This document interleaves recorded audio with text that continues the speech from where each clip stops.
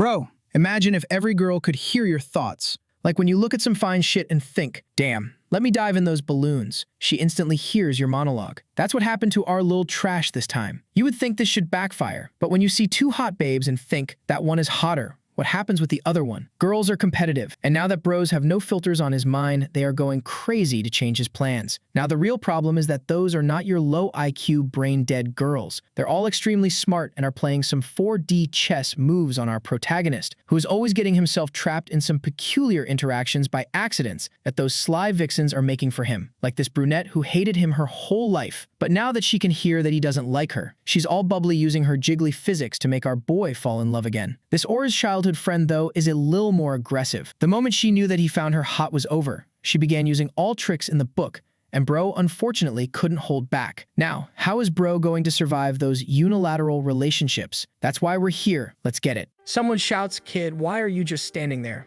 Go say hi to the Xiao family's daughter. She's right there at the door." The protagonist blinks, looking confused, and the person yells again, asking if he's deaf. Then, smack, he gets hit on the head, and the old man barks, "Get up, you brat. Go say hi to her." The protagonist is Linghu Qiang, CEO of the Linghu Corporation. And then the system speaks up. "That old man who just smacked you, that's your grandfather." In this Dragon King C's world, we're in chapter 35, and your identity is the villain Linghu. You've got 5 chapters until you die. Good luck. The protagonist just freezes. Only 5 this time? Seriously? What the hell? Smack. Another hit on the head. His grandfather orders him to quit, mumbling to himself, "Get up and greet the girl already." He stands up, muttering, "Fine, you damn old man, I'm going." As he walks through the courtyard, everyone greets him respectfully, and he just keeps thinking, how long has it been since I got trapped in these books? I don't even know anymore. But it all started with that disaster. A billboard had collapsed that day, crushed him flat, and he basically turned into jelly. Right then, a strange voice told him he had activated the counterattack villain system. From that moment on, he started hopping through countless stories. And it's always the same. He drops into a story as the villain who's about to die, and he has to somehow survive against the protagonist. The problem? The protagonists are always broken. He could fire missiles, and they just swat them away like flies no matter how many he launched. The blasts bounce back and blow up the ground he's standing on. The very first time he tried talking to a sword master, the guy ran him through the heart before he could even finish a sentence. And now here he is again, with the system telling him to do his best. A car stops out front. He thinks. So this time it's one of those novels where the protagonist steals the villain's wife. The car door opens. Out steps a girl in tights, glowing with some kind of powerful magical aura. He immediately knows this must be the target. To the left stands Bixuan, a supposed protagonist of this story. And next to him is Churan, the eldest daughter of the Xiao family. Bixuan is practically radiating protagonist energy, glowing like some hero out of a drama. Our protagonist just thinks, damn it, this bastard really is shining. Bixuan approaches, "Miss Xiao, would you like me to carry your bags?" But she just snaps, "Don't touch me." Our guy remembers, "I'm Linghu, the eldest son of the Linghu family, but I've also been her lapdog since forever." He forces a smile. "Don't mind me, I'm just here to spoil you. Spoiling you is what I like to do. Don't worry." And now, after all these years of following her around, getting nothing, he has to compete with this guy. Bixuan, who has the perfect advantage of being her bodyguard, always by her side. In this story, he's unstoppable, maxed out, fully stacked. And worst of all, he hates him. Churan beams sweetly. "Hi, Bixuan, carry my purse for me." Linghu Qiang just thinks, this guy's an idiot, throwing away his devotion on a woman like her and wasting the family's resources. None of this even makes sense. And I only have 5 chapters left. How am I supposed to steal this girl from Bixuan? This is one of those harem novels made just to make guys happy, but in my case, it's only here to screw me over. He sighs. You know what? Forget it. I'll just take the beating, put up with the pain, and eventually it'll all be over. Out loud, he says, "Miss Churan, there's something I want to tell you." But she turns around coldly. "I don't care what you have to say, but I do have something to tell you." He gestures. "Go ahead, girl." He already knows what's coming. And she says, "Linghu Qiang, give up whatever hopes you have. I will never marry you, even if your family helps my father make more money through interest payments." Suddenly, the protagonist cuts in, "Good, because I was just about to say the exact same thing." She doesn't even notice and is about to say she won't get involved when she snaps back to reality. "Wait, what do you mean?" He says, "Yeah, I also want to cancel this engagement." She still looks lost, while Bixuan wants to know what kind of scheme is going on this time. Churan agrees with him and tells Linghu to go ahead and reveal whatever plan he's plotting. She warns him that no matter what he says, she won't accept it and won't believe a word. What is wrong with her? Was he playing hard to get or something? Linghu sighs, "Girl, relax.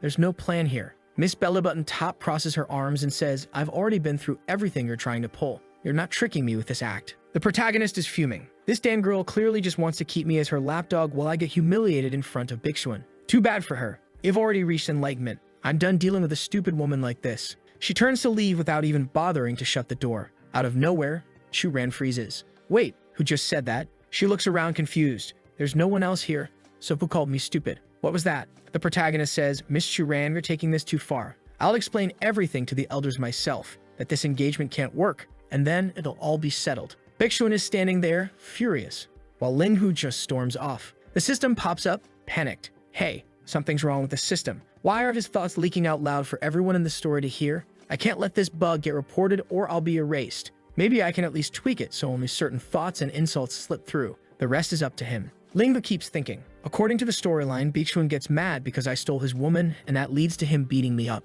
Which is perfect, because if I don't actually go after Chu-Ran, he won't have a reason to do anything to me. At the door, he says they've arrived. Everyone stays silent. Chu-Ran is still on edge, still wondering what that strange voice was. Linghu notices that for the first time, she told Bixuan to stay outside before coming into the room. Oddly enough, Bixuan didn't even seem all that angry. Inside, the grandfather greets them and Linghu announces that he's brought Miss Chu-Ran. One of the uncles sitting in a chair corrects him. Her name's not Xiao, it's just Chu-Ran. You should know that, being so close to her. And then the grandfather growls, put some heat on her, you brat. The protagonist says fine, but in his head he's thinking, there's no way I'm getting the #1 beauty in the city. Let her go into Bixuan's harem. I just want this engagement broken off so I can wrap up this ridiculous story already. But once again, Chu-Ran hears every word. Hey, that voice again. It sounded like it came from Linghu. I can tolerate him insulting me, but why is he bad-mouthing Bixuan about having a harem? She remembers the times Linghu protected her, told her not to worry, promised he'd always be there. He's my bodyguard, and I trust him because he keeps me safe. But this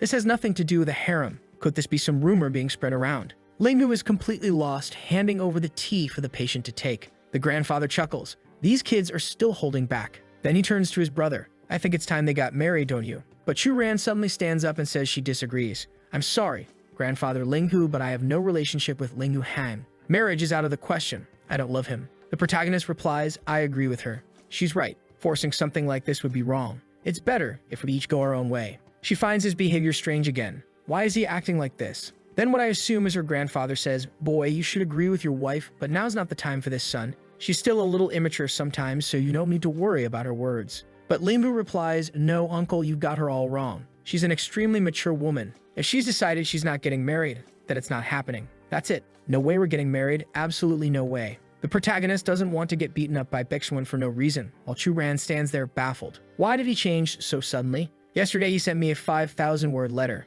Her grandfather gets emotional. Boy, I get it. You're going to stay by her side even without the engagement. That's what you mean, right? You really are remarkable. Linghu mutters to himself, you got it completely wrong, old man. But the uncle turns to Chu-Ran and tells her she has to realize how far Linghu is going for her, and that this marriage will happen. The protagonist suddenly drops to his knees, tugging at his pants. No, uncle. No, no, no. I don't want to marry her. Please forgive me. Chu-Ran overhears him and he thinks, you stupid woman.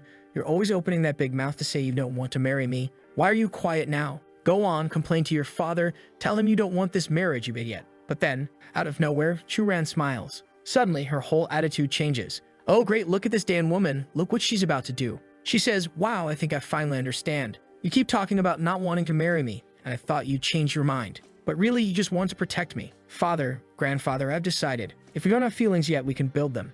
I agree to marry him. No. The protagonist just stands there, completely lost. This girl's sick. She must have taken the wrong medicine. She needs to go to the hospital. She definitely didn't sleep right last night. Something's seriously wrong here. He still doesn't get it while she just smiles at him, teasing him, saying the parents only want the best for them. Doesn't he like me anymore? She asks, pushing him. He blurts out, of course I like you. But in his head, damn it, I want to crack her head open and see if her brain is smooth. And Chu-Ran just keeps thinking she never imagined he had so many inner dramas. Seeing him being forced to agree with her was kind of fun. Look at her, she's practically drooling. This damn girl. And Linghu grabs her by the arm and says they need to have a talk outside. He asks permission from the elders, who just laugh. Haha, young love really is romantic. By the wall, he tells her, you cursed woman, you don't get it. This relationship isn't going to work. You can still refuse. But now that she knows he doesn't want it, she does want it. This marriage was arranged by the family. Why would I refuse? Linghu insists it's because she should marry someone she actually loves. He reminds her that she's always treated him poorly, so all he asks is that she have a little mercy and cancel this now. She puts on a cute act, saying, I might not like you right now,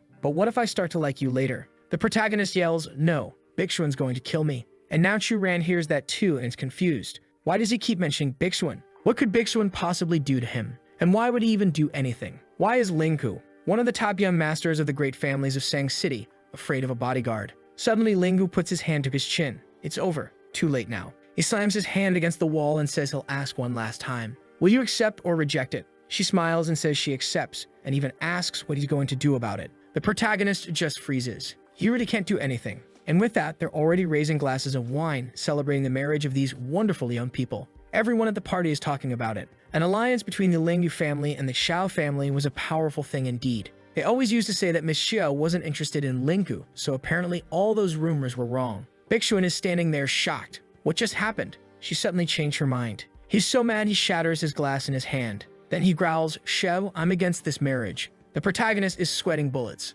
Damn, Bixuan finally showed up. My fate's sealed. Meanwhile, the Qiao family's patriarch, Chu Ran's father, asks who Bixuan even is. Bixuan smiles. Take a good look and you'll know. The man squints trying to think while everyone at the banquet just stares, unsure who this guy is. Could you be some unknown rich heir? Then the old man remembers. Ah, that's right. You're my daughter's bodyguard, aren't you? And why do you think you can speak up against this marriage? Now the whole hall is buzzing. Things are getting interesting. A bodyguard opposing a wedding. Lingdu's silently fuming. Damn these side characters, they're going to rile him up even more. Right then, Chu Ran's father dismisses Bixuan on the spot. That's enough. You're no longer authorized to be here. But Bixuan stands his ground. That's enough for me too. I'm not letting you force her into something she doesn't want. Her marriage shouldn't be decided just by your opinion. Chu Ran, however, doesn't like that one bit. Bixuan, if my father's words don't matter, whose do? Yours? Her father shouts that he's done arguing with a bodyguard and orders him escorted out. Bixuan laughs. Two guys think they can stop me? Then bring it on. Call 10 more if you want. The father agrees.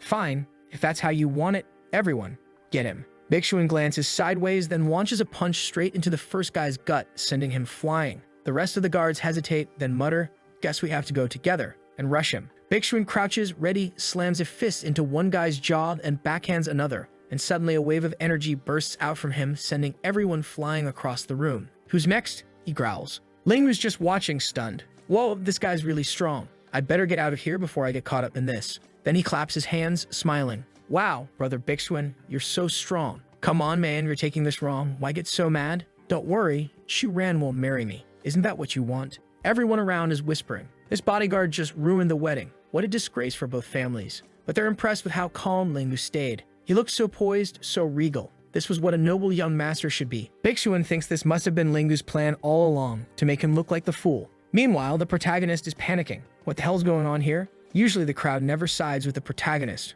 Why are they agreeing with me this time? He's already imagining his own death. No, something's wrong. You should just grab Chu Ran and run off already. Go ahead. She's your girl. He looks at Bixuan. Bixuan, aren't you going to do something? Chu Ran giggles to herself. This Lingyu might look calm on the outside, but inside he's yelping like a puppy. Seeing him struggle this hard is really entertaining. And then it hits me. She's getting married wearing the same outfit. They didn't even bother to draw a proper wedding dress for her. Bixuan thumps his chest and declares that he doesn't care about anyone else. As long as Miss Chu Ran is safe, nothing else matters. From now on, no matter how many people stand in the way, no matter how much negativity surrounds us, I have nothing to fear. Chu Ran locks eyes with him. The protagonist cheers silently. That's it, Bixuan. Go get her. That was the perfect speech. Now all she has to do is act like a princess and let you sweep her away. But then Chu Ran suddenly throws up two bazookas and says that yeah, sometimes he really does get on her nerves. The protagonist just stands there, totally lost. Why is she looking angry right now? She's supposed to cry, get emotional, and let this guy carry her away.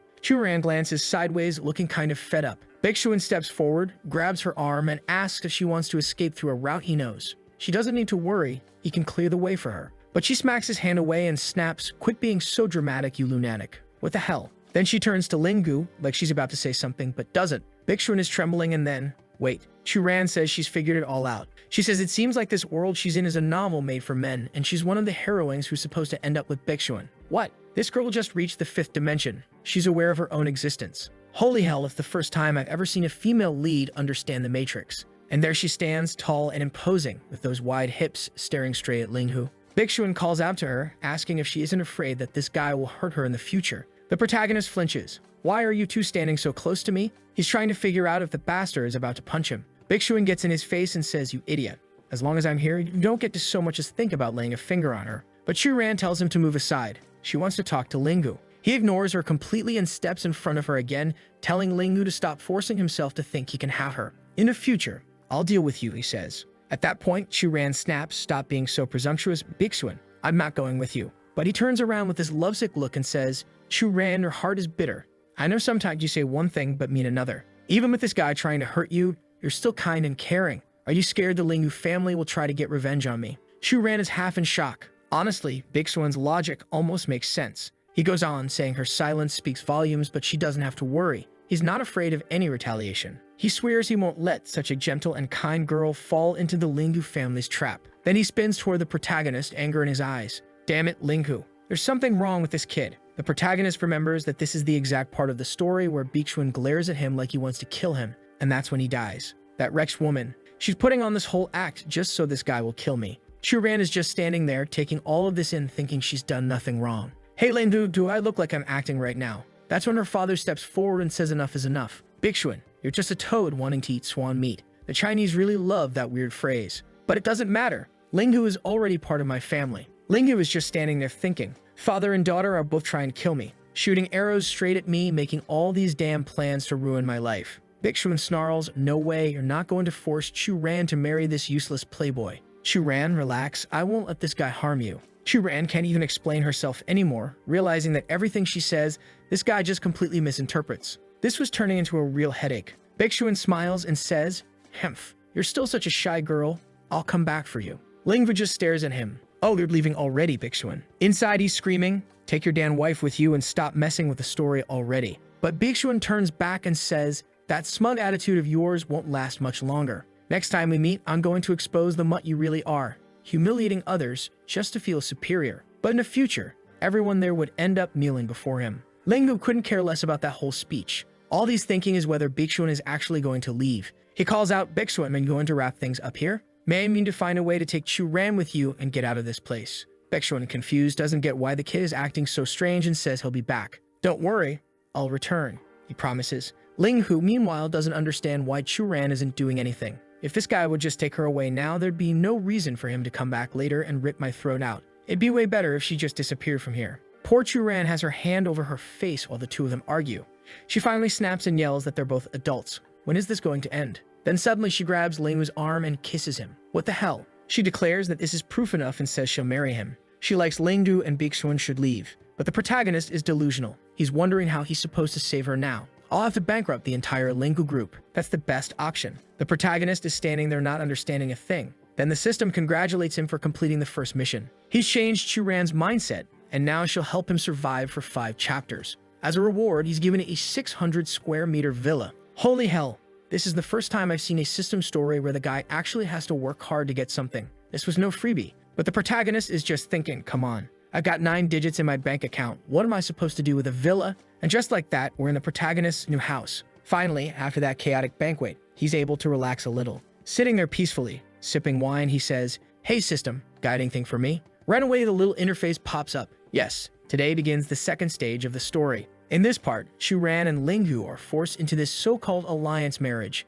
Dajuan, her father, takes the two of them to meet Emperor Tanzu. Tanzu is the uncle who trained and raised Dajuan, now 70 years old with an illness that's getting worse. So everyone is bringing him treatment after treatment, most of which are useless. In the original story, Lingu introduces a special doctor, almost like a divine physician. But in the end, he just embarrasses himself, and once again, Bixuan shows up to humiliate him. That's because Bixuan had already mastered the 9 profound heavens, a medical technique with a perfect success rate. With that, Bixuan miraculously saves old Tanzu, who naturally starts to favor him. That's when the Lingu family starts to lose power, since Tanzu decides to support Bixuan's family instead. Lingu is thinking, oh hell. According to the plot, that bastard Bixuan should already have the technique, and I have nothing to offer. Basically, I'm just going there to get beaten up. The system chimes in, hey, don't give up. You're the villain. You have to fight for it. Survive. Right then, the door opens. Someone says that today's the banquet and Lingu should get ready. It's a guy named Hu Chang, and the system immediately warns him. This guy has the title King of Provocations.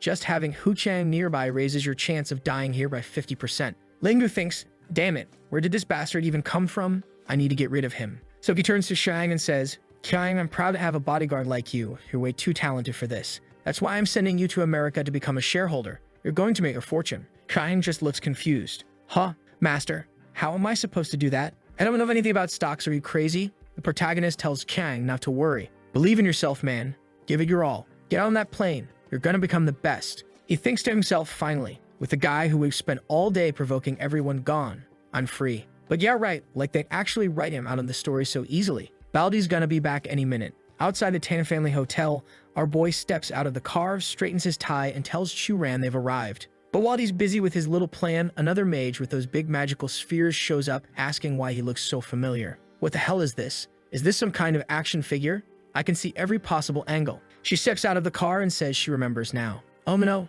he's already tugging at his tie. She asks if he's not the ex-boyfriend she hated most. This one's going to be even tougher. She already knows him. The protagonist thinks there I am, hand on my hip, and remembers. This is Malcolm Yi. The name comes back to him as the system triggers a memory. They were childhood classmates and had a sweet relationship for a while, but it seems they broke up over some completely ridiculous misunderstanding. Not long after that, Lingu became Chu-Ran's lapdog, and that's when she started pulling away from him. The guy can't go 16 seconds without a woman around. A real lovesick fool. Kiryu smiles, saying it's been a while since they talked, but there's no way he could have forgotten her. The protagonist, meanwhile, can feel the sheer weight of her magic and admits she's breathtaking. It's hard not to appreciate that she used to be his girlfriend. But at the same time, he thinks to himself that he's stubborn. And of course, Black Thought Bubble. We know she can hear him. She's startled, looking around, trying to figure out who just said that. By the time she looks forward, our protagonist is already heading for the car. He leans toward the blonde guy. How much is this car, huh? Let's talk business. Meanwhile, he's thinking, great, another woman showing up to cause me problems. Get lost. But that thought gets captured too, and she notices that now that he's farther away, the voice is a little quieter. Lingu casually asks the blonde guy, hey buddy, wanna go have a smoke with me? But the thought that gets captured is, damn it, what good is it that she's hot? In the end, she'll just end up in that guy's harem. I'm the biggest fool in this book. That bastard stole God's favor, and now he wants to steal my ex-girlfriend too. The villain's life really isn't easy. Fuyu hears all of it and steps closer. What nonsense are you talking about? Confused, he says he didn't say anything. She replies, you might not admit it, but you really are making a mess of things. After holding on to Chu-Ran for so long and finally winning her over, now you're trying to make her mad. The protagonist is completely lost, thinking, I'm literally begging for a divorce. What's the point of all this? I don't even like that weirdo Chu-Ran. A better match would be someone like her, my childhood friend. But of course, she hears that too. Damn it. And now we've got another smart girl on our hands. She's already realized that he doesn't know she can hear every single one of his monologues. But that's not even the most important thing. She wants to know what he means by saying she's better than Chu-Ran. So she asks, why do you look sad whenever you talk about Chu-Ran? Do you not want to marry her? Lingu sighs. This marriage is a minefield. Kiryu presses him. Then why are you her lapdog? The protagonist launches into another inner rant, which she also hears, saying he never wanted to be her lapdog. He was forced into it. That lunatic Chu-Ran manipulated all of Baeksuan's hatred so that the bastard would want to kill him. Damn story with zero intelligence. He just wanted to kick them both. Kiryu is giggling while he just stands there like, seriously? Is she stupid? Literally? A random insult pops into his head. She steps closer and says, so that explains it. That misunderstanding all those years ago wasn't your fault. Great, now it's not a magic academy, but fireballs keep flying the protagonist nonstop. She sighs, saying it's a shame he still has to get married. And then he drops the legendary line, even a good horse likes to graze in familiar fields. Damn Chinese competing with Socrates now. He gently pushes her away, saying life would be way easier with someone like Kiryu. But now he has no choice. Right then, Chu-Ran steps out of the car, and she heard his inner monologue saying Kiryu would be better for him than her. She sees them close together and shouts his name. She's clenching her fists in anger, watching them so close, but then stops for a moment and decides to play it smart. Oh, this girl knows how to play. She walks over, all smiles. Lingu, I've been looking for you for so long. He's completely confused. What the hell is going on? Feels like Magic Academy again. Another fireball straight to the poor guy's face. Before he can react, she grabs his face and says she wants a kiss. The protagonist is baffled. Why the hell does she have a sudden personality switch like that? Kiryu instantly realizes it's just a cheap trick. Lingu will have a talk after the banquet. Don't forget, my number hasn't changed. She says this right in front of the fiancé, who's showing up to get married in the same dress again. Oh wait, right, today is just the meeting with the old man. Chu-Ran pinches him hard, glaring. You bastard, did you forget you're going to marry me? Why are you flirting with other women? The protagonist snaps back. Chu-Ran dropped the act. There's no one else around. You think I don't know? You don't even want to marry me. But Chu-Ran demands, you think you're escaping now? The announcement's already been made, half the city knows.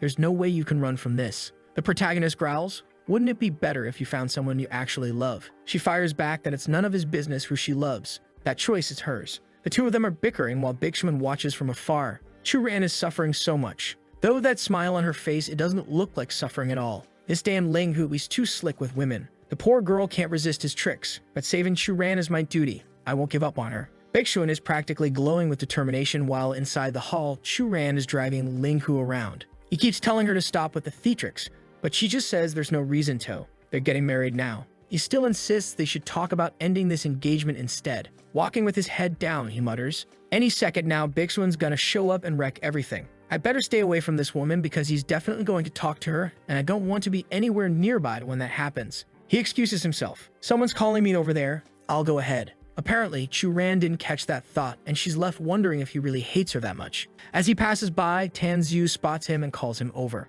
"Ling Hu, I was looking for you. I prepared an incredible gift for you." The gift is Dr. Shangwen, who steps forward and adjusts his glasses. "Yes, I am a top-class physician," he says confidently. Tan Zhu explains, "Ling Hu, this man is an excellent play. Even if his treatment doesn't work, people will see that you tried out of goodwill. And if it does work even better, this will definitely strengthen the bond between the Xiao family and the Ling Yu family." The protagonist just asks, "What's this old man's name again?" He remembers that in the original story, the so-called divine doctor was also brought in, and his surname was Shangwen. But in the end, Baeksuan exposed the guy as a complete fraud. Ling Hu had tried to make sure that man wouldn't appear at all, because if Baeksuan humiliates him, he'll be associated with the failure and might get beaten up for nothing. He's doing everything he can to remove the people who only make his life harder, but it's not easy. Then he wonders if there are parts of the story that just can't be changed, like the doctor's appearance, since the whole plot kind of revolves around him. Tan Zhu interrupts him. "Boy, why are you just standing there? Don't you want to take the doctor inside?" The protagonist clutches his stomach dramatically.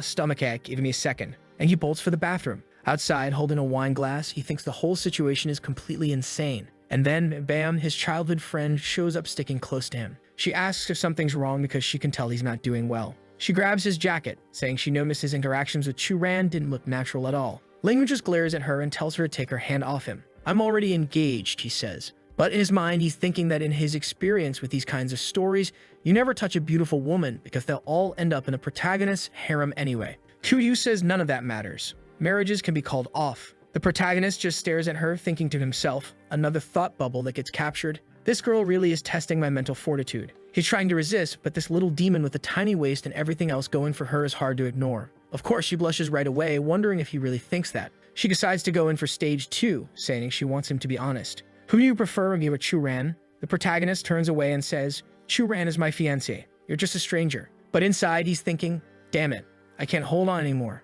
And she doesn't stop. She goes in for a sneak attack, biting him lightly, saying he has to be honest. They're friends, sure, but what kind of friends are they? The protagonist tells her to have a little self-respect. His heart is pounding so hard it's about to explode. He says it's getting hard to resist. He's a man, after all, and he's about to lose control. Kuyu just laughs at him, thinking he's a hypocrite. He's saying all this, but his thoughts make everything perfectly clear, and she finds it hilarious. The protagonist notices she's having fun with this, but just then, he sees Baeksuan coming. He suddenly shoves Kuyu back and says, "Enough. As long as this engagement is still happening, you're just a stranger to me." Even he gets mad at himself for pushing her. Damn it, how could I push away something that perfect? But he knows he can't go any further. If he does, he's finished. Seems like the villain's fate is to just look a lot and touch very little. But Kuyu hears all that and just laughs softly, while Ling Gu thinks, "I'm humiliating myself here and she's laughing at me?" He starts thinking this girl doesn't even see him as a human being in this story. He demands to know why she's laughing so much. She says it's nothing, that she just thought about something that made her happy. Fed up, Ling Gu says he's leaving. This story is already getting weird.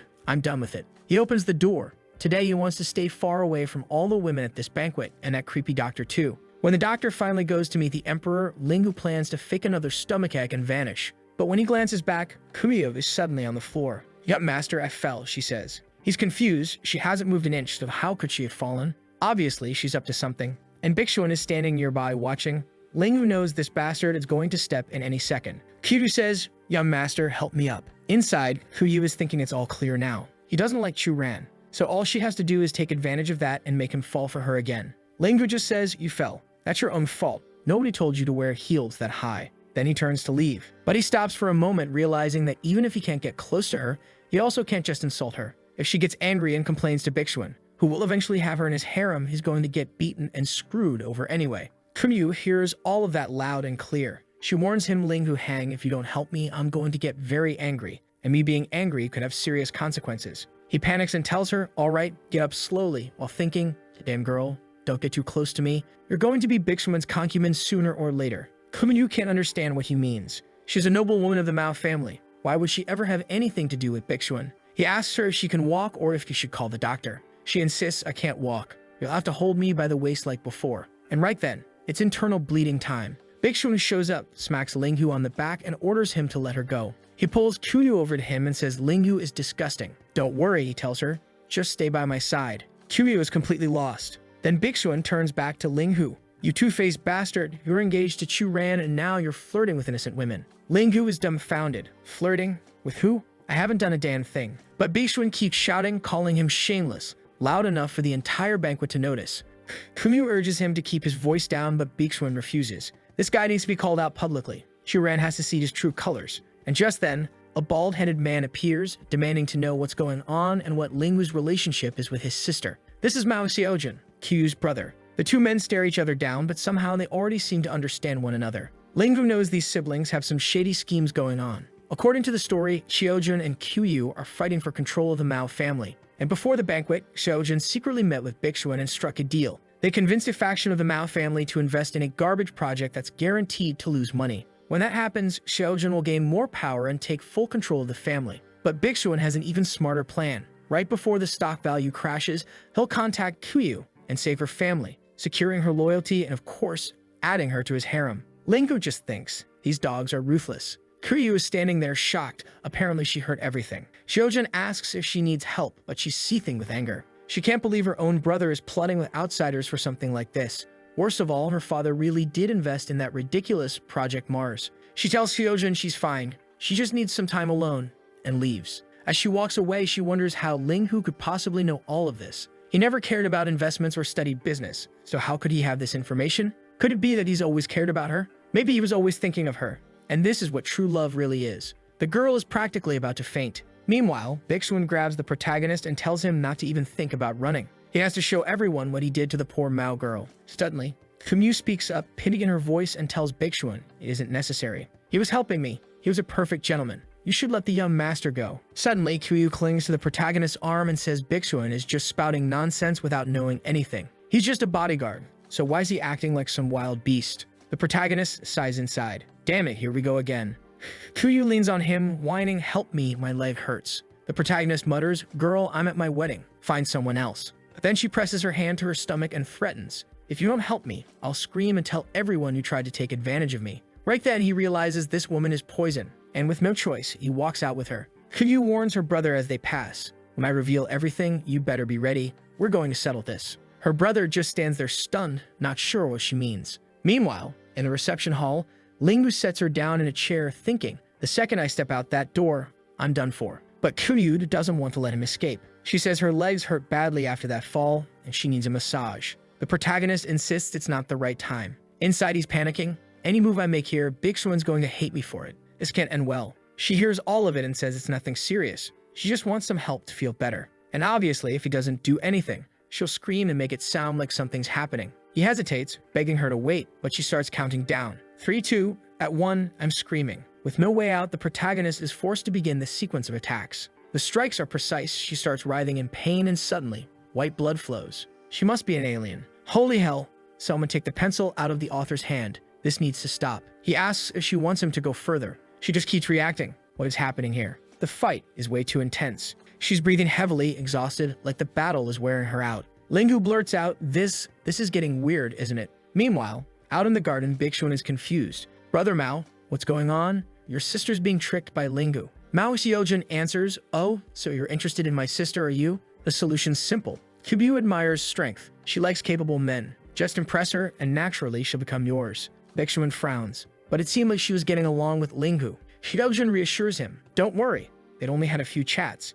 He's married now, so at most they see each other once in a while. Nothing to worry about. Then he leaves, and Bigshun is left there thinking, damn Linghu, all these women around you. Soon, they'll all be mine. At that moment, someone calls from across the hall. It's Chu Ran's father asking a certain guest to present the doctor to the emperor. This is exactly the moment Bigshun has been waiting for to flip the script. A few people peek in through the door, whispering that things look dire. The old man is even fainting. That night at the elder's house, he's not even waking up. Da Zhuang tells Linghu that his uncle's condition is only getting worse. He really does need the divine doctor. Linghu asks, Shangwen, do you know what's going on? The doctor rubs his forehead and says he's almost certain. He just needs to check the pulse. Bigshun, watching this, is convinced. Today is the day Linghu goes down. The doctor helps old Tan Zhu sit up, saying he's finally regained consciousness. He explains that this illness is strange. Many doctors have examined him, but none have found the cause. Worse still, the medicine they've been using has grown less effective with time. If you have any solution, he pleads, please don't hesitate to help me. Xiaojun turns to Bixuan and says, Bixuan, this man is the head of the Tang family. How confident are you that you can improve his condition? Bixuan isn't stupid. He knows that bastard Xiaojun is trying to use him to gain favor with the Tan family. But fine, he'll let himself be used this time. They both want the same thing anyway. So he says, I can check his pulse, but just by looking at his face, I'd say there's at most a 50% chance of curing him. Xiaojun celebrates anyway, saying he was right to trust him. And he reminds Bixuan not to forget to give him some credit if the treatment works, so they can share in the benefits. Bixuan hates Xiaojun putting a hand on his shoulder, but for now, he'll let it slide. After all, he's still just a bodyguard here. Xiaojun pulls him forward. Come on, let's check his pulse. But Bixuan stops him. He remembers the saying, show a brick to attract jade. Meaning, you show something of little value first and then the truly amazing thing appears later. If they rush in and show off his skills too early, it won't have the same impact. He explains they should let the other guy go first. Xiaojun asks, wait, you mean let the divine doctor try before us? But if he cures him, we're screwed. Bixuan assures him, relax. That guy only pretends to be a doctor. He's just a fraud. And if the divine doctor fails, just imagine how impressed they'll be when we step in afterward. Xiaojun thinks about it, then nods. Makes sense. Damn, Bixuan. You're sharp. At that moment, Xiaojun puts a hand on the so-called doctor. Everyone, look who we've got here. It's the divine doctor. He drags the man forward and says, Dr. Divine, didn't you just arrive with the Xiao family? Why don't you take a look at the old master here? One of the sons exclaims, thank God the Xiao family brought someone to help us. Shangguan hesitates, but says he'll take a look. In the background, the father is quietly cheering him on, telling him to do his best. Linghu, on the other hand, is anxious, thinking that in the end, this whole mess is going to fall on him. Da Zhuwang steps up to reassure everyone. The 18th generation of the Wang family has produced incredible doctors. They saved countless lives. Divine Dr. Shangguan is unmatched. They say he's the reincarnation of Master Hua himself. Linghu mutters in his head, damn it, why are you exaggerating this introduction so much? If it goes wrong, they'll all blame me. Shangguan examines the pulse. My analysis shows the rhythm isn't right. This illness comes from the liver. It seems his gallbladder is blocked by the 6 meridians and fire is spilling into the heart. The poison is building up in both heart and liver, worsening his condition. Then he says calmly, but don't worry. With my technique of the 9 divine meals, everything will be resolved. Bixuan smirks from the side. Ridiculous technique. My celestial spiritual flower is far superior. Once you embarrass yourself with this, I'll step in. That will be the moment of Linghu's downfall. The doctor begins preparing the needles. Then suddenly, he calls for young Linghu to come closer. The protagonist freezes. Me? The doctor nods. Yes, I need a certain kind of help. I'm counting on you. Linghu panics. I don't know anything about medicine. There's no way I can do this. Inside, he's thinking, why the hell is this guy calling me over? Even slaughtering pigs requires a professional. What makes him think I'm useful here? At this rate, I'm dead tonight. But Shangguan says, young Linghu is very humble. Are you really going to keep this secret from everyone? Then he turns to the crowd and declares, I've heard that a long time ago, young Linghu received a talent in the art of medicine. The last time my shoulder hurt, he hit the perfect acupuncture point and the pain was gone in a second. Linghu is just standing there thinking, this guy's out of his mind. He's obviously kissing up to me in the most obvious way possible. But Shangguan just says, Linghu, let's begin. Take this needle and disinfect it. He goes straight for the first one on the forehead, saying this point is perfect for getting rid of back pain and even colds. This one on the head regulates his meridians. The protagonist just nods along, saying nothing. While Shangguan keeps giving instructions, Bixuan is smiling to himself. Then he says, your order is correct, but you still lack strength. Shangguan immediately demands to know who this ignorant brat is that dared to speak. Bixuan, unshaken, asks if he feels so guilty he can't even look at him. The doctor turns and snaps. Who do you think you are, kid? Young Master Tan, throw this brat out already. It's an insult that he's even here. Tan raises his hand, ready to act, but Bixuan stops him. You better think carefully. I'm the only one who can save Tan Zhu. If you kick me out now, you lose your only hope. Shangguan pounds his chest and says, you really are an ignorant child. Do you actually think I can't handle this? The protagonist just watches silently, thinking this is the part where they start staring each other down. Does the bet come right after this? And right on cue, that thought is heard by both Chu Ran and Huyo. Then Shangguan points and says, since you're brave enough to speak like that, how about a wager? If you really understand medicine and are so confident, let's see who can solve this first. If this old man's needles cure the master, you'll kneel and bow to everyone here. And you'll kneel and bow to young Master Linghu as well. The protagonist is lost. Why am I getting dragged into this again? I didn't even want to be part of it. But Bixuan says, fine, we'll make that bet. But what happens if you fail to cure Master Tan? Linghu is terrified. Bixuan answers for him, If you lose, both of you will kneel to me. Linghu is already picturing himself kneeling. I really am cursed. According to the story, Shangguan is guaranteed to lose. He's missing one page from the secret divine acupuncture technique, the part where he has to let a bit of blood flow to make it work. And the divine doctor doesn't know that. At this rate, Bixuan's going to crush me completely. But then he thinks maybe it's not the worst thing in the world.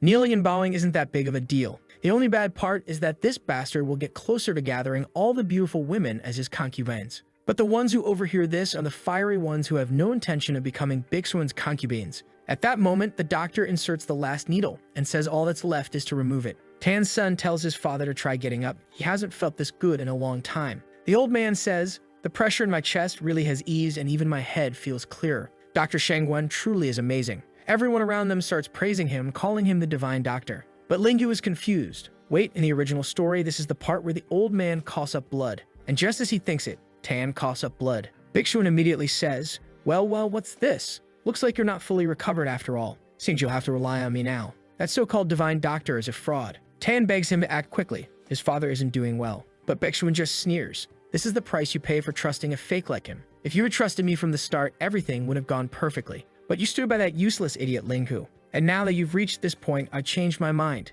When they lose, they'll both have to bow their heads and lick his feet. Both girls are shocked and glance at each other, each realizing the other had the exact same reaction. Chu Ran is furious because she notices Qiuyu actually seems worried about him. Bixuan steps beside Chu Ran and says, don't worry, Chu Ran. He's not worth your pain. Qiuyu, on the other hand, goes straight to Linghu. Bixuan tells him this is the price he pays for playing with the hearts of these beautiful girls. Qiuyu just turns to him and asks, who do you think you are? Even Chu Ran doesn't need you. Then Chu Ran herself walks up to Linghu and says she's certain the doctor is incredible. She recalls another time he treated a similar patient and used that finishing technique, one that lets the Zhu point bleed. She's pretending like she just had a brilliant idea, but Qiuyu knows this girl is faking it. Still, she says she's heard the same thing. That really is Dr. Shangguan's classic technique. While they're talking, Shangguan himself mutters, that's my technique? I've never even used that before. The old lady is coughing blood and the son is panicking, but Shangguan explains that it's just the impurities leaving the body. All we have to do now is let the last drop of blood out and everything will be fine.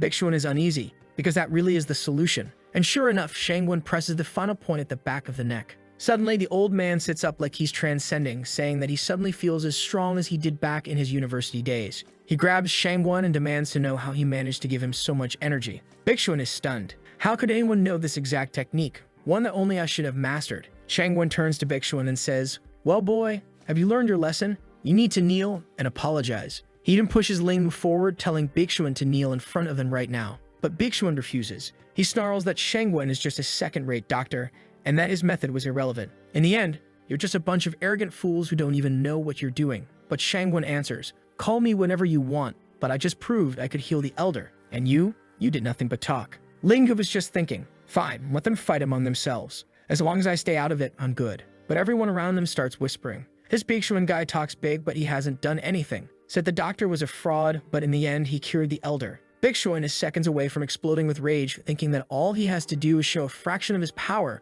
and his celestial spiritual flower technique. Seeing Chu Ran nearby, he decides it's time. He clasps his hands and suddenly energy begins swirling around him. The crowd gasps. Whoa, this guy's magical. He's the real deal. Another old man watching recognizes it right away. That's the technique of the divine spirit herb. Linghu, meanwhile, is fuming. Look at this bastard. He's just using this display so everyone forgets he's supposed to kneel. Still, he admits it's perfect. Surely Chu Ran and Qiuyu must be impressed. But when he glances over, both of them are staring at him. Why are these damn girls looking at me? Shouldn't they be admiring Bixuan's incredible power right now? The two of them lock eyes, and it seems they both realize that each can hear his thoughts. Suddenly, Qiuyu clings to Linghu, teasing him. You naughty thing, always glancing back at me like that. Chu Ran snaps from the background, telling her to stop being shameless. The two girls glare at each other until Xiaojun steps forward. Well, looks like Master Bixuan really does have great ability. There's no need for the doctor to humiliate him. Let's just let bygones be bygones. But Shangguan immediately objects.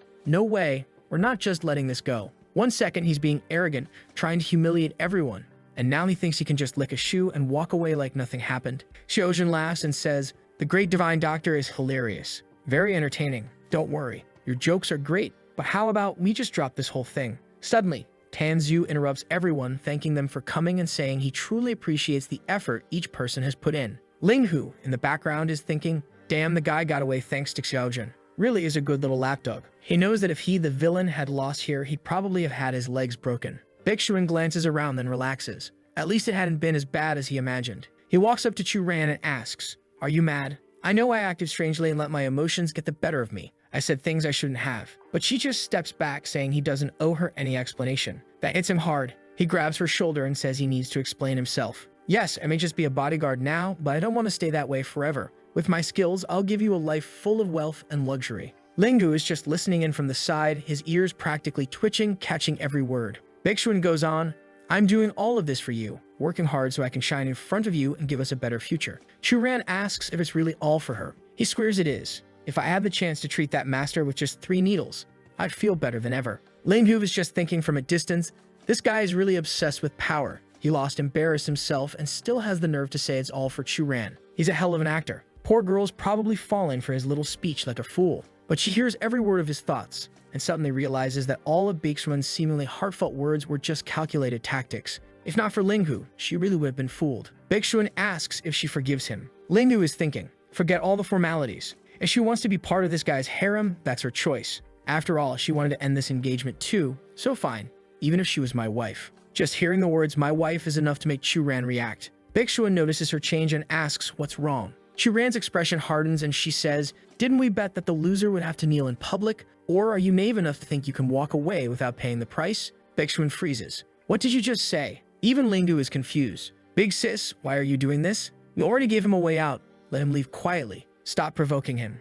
Chu-Ran turns to glare at him. "Stop looking at me. Look at Bixuan instead." She sighs, then looks back at Bixuan. "Didn't we agree the loser would kneel?" Bixuan asks if she really wants him to kneel in front of that trash. Linghu, on the other hand, is wondering if the plot is trying to force itself back into place, dragging everything back to ruin the poor villain's life after he finally managed to avoid disaster. He's squeezing Kuyu's hand without realizing it. She takes it as a sign of affection. Her heart practically skips a beat. Chu-Ran notices it too, immediately glares at them before calling out, "Li Linghu Hang, get over here." Bixuan admitted he lost and now he's going to kneel. Bixuan looks confused, but then convinces himself, "Ah, I get it now. Chu-Ran just doesn't want me to look like someone who can't keep his word. She's protecting my reputation so people won't think I'm a sore loser." He puts a hand over his chest and thanks her for safeguarding his honor and his desire to be an upright man. Bixuan turns and says, "Come here, Linghu, and make sure you understand, I'm kneeling for Chu-Ran, not for you." Then he starts to crouch and our boy panics. "Stop right there." Linghu shouts, pulling Kuyu in front of him as a shield. "No way. If the protagonist of this story humiliates himself because of me, how am I supposed to survive?" Kuyu tries to jab him in the stomach, but Linghu just clutches his belly. Owl's stomachache. Then he bolts for the bathroom. Right then, the system appears out of nowhere, congratulating him for surviving another part of the story. Linghu just blinks. "Survived? What do you mean survived?" Both girls look back just as confused. Suddenly, the entire space warps, and Linghu is sucked into a void. When he opens his eyes, he's lying on a bed. The system congratulates him again, telling him he now has 3 full days to rest and prepare for the next missions. Linghu gulps some water, sits back, and asks how many points he earned this time. The system flashes the number, 2,333 points. Linghu is furious. "Seriously? After all that humiliation, that's all I get." The system calmly tells him to relax. They have a fair and precise way of calculating points. Linghu says he gets it, but wants to know how many of these stories I'll have to complete before he can finally return to his real world. The system explains, "Well, your death in the other world was caused by that falling billboard, so you'll need to buy a resurrection." Linghu immediately asks how much it costs. The system apologizes. A resurrection costs 88,888 points. Right away, Linghu hurls a pill of the system and tells it to disappear. He realizes he only earns 100 points each time he clears a story. At this rate, he'd need to complete around 8,000 stories, and with 3 days of rest between each one, he does the math and decides he might as well just stay dead. But the system urges him not to give up. The better he performs in the missions, the more points he'll earn. Linghu just collapses on the bed. "I quit. I don't even want to resurrect anymore." The scene shifts to the Hao family hall 3 days later. With a flash of light, Linghu wakes up, now with long hair, groaning, "Damn, why does this teleportation hurt so much?" Someone points at him and sneers. "Look at this trash." Heartbroken over love and reduced to this pathetic state because of the Su family. Looks like we're about to experience another world before going back to the last one. Someone shakes Linghu by the shoulders, telling him to stop acting like that. He's about to throw up. The system chimes in, announcing that the entire story has been synchronized. Today is the day Linghu Hang, the villain of this novel, marries the woman he loves. Linghu freezes, realizing this one is a historical drama setting. The woman's name is Su Ruining. Apparently, their families had arranged a marriage, but at the last minute, he's replaced by the protagonist, some guy named Ming Yi. An uncle insists they can't let all their efforts go to waste. Then Tian, Lingbu's cousin, says they can't just let that bastard Ning Ye steal her away. They should go get the bride back by force. The third uncle, Gang, tells everyone to calm down. And Lingbu's father, Feng, says Miss Ruming had been in love with Lingbu since they were children. Gang pushes back at his older brother. The Su family broke the promise they made. Why are you being so sentimental? If they don't value the bond between our families, then from this day forward, the Lingyu family should cut ties with them completely. But Linghu, now fully caught up with the story, just thinks to himself, are these people idiots? The Su family is about to dominate the entire region's negotiations. That's because Ningyu's future achievements will make everyone in the entire Chuanshan region want to kiss his feet. Punishing the Su family would just be plain stupidity. Linghu is thinking all this, and apparently, this time everyone can hear him. He keeps going in his head. It's not like I'm just losing the first woman I ever loved. There's nothing wrong with that. Besides, this Ningyi guy seems like a good dude. His family went through a lot, and ours made his life miserable. If he hadn't been pushed this far, maybe he wouldn't be against everyone. At this rate, we're going to become the villains. No, actually, we already are the villains. Everyone is silently listening, starting to realize they just overheard some dark secret. Someone suggests they should all sit down, but everyone is too embarrassed, fidgeting, wanting to leave, quickly changing the subject. Meanwhile, Tian, the blue-haired cousin, is standing there thinking,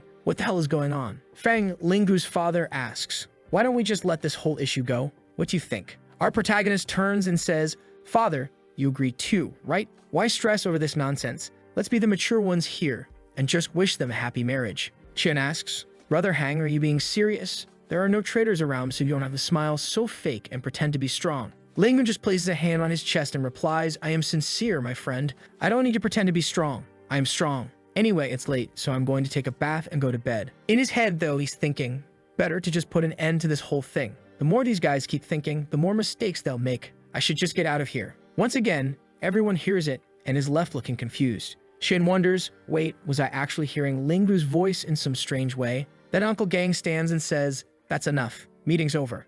Everyone's dismissed. And that's when Linggu realizes something. His cousin Tian is basically competing with Tofu for being the densest person alive. Feng, the father, on the other hand, is left wondering what just happened. Was my son possessed or something? Back in Linggu's room, he collapses onto the bed, relieved that he finally gets to rest a bit more. But something feels off. Why was the system so quiet today? It didn't say anything weird, just mentioned the plot was synchronized and disappeared. He tries calling out, Moshi Moshi little system, where are you? But there's no response. He's sure something isn't right. The next chapter opens in the gardens of the Linggu estate. A girl is tugging at Tian's arms, begging him to read some books and study with her. But Tian shakes his head and says it's pointless. The books in this place are stupid. I'm not a kid anymore. I don't need to sit around reading. I'm the second young master of the Lingyu family. I was born to be superior. Why waste my time with this? Yu insists, you need to learn the wisdom of the sages. It's the only way to stop people from laughing at you. Chen just waves her off. I'm not even going to argue. Give those books to someone who actually wants them. I'm not interested. Meanwhile,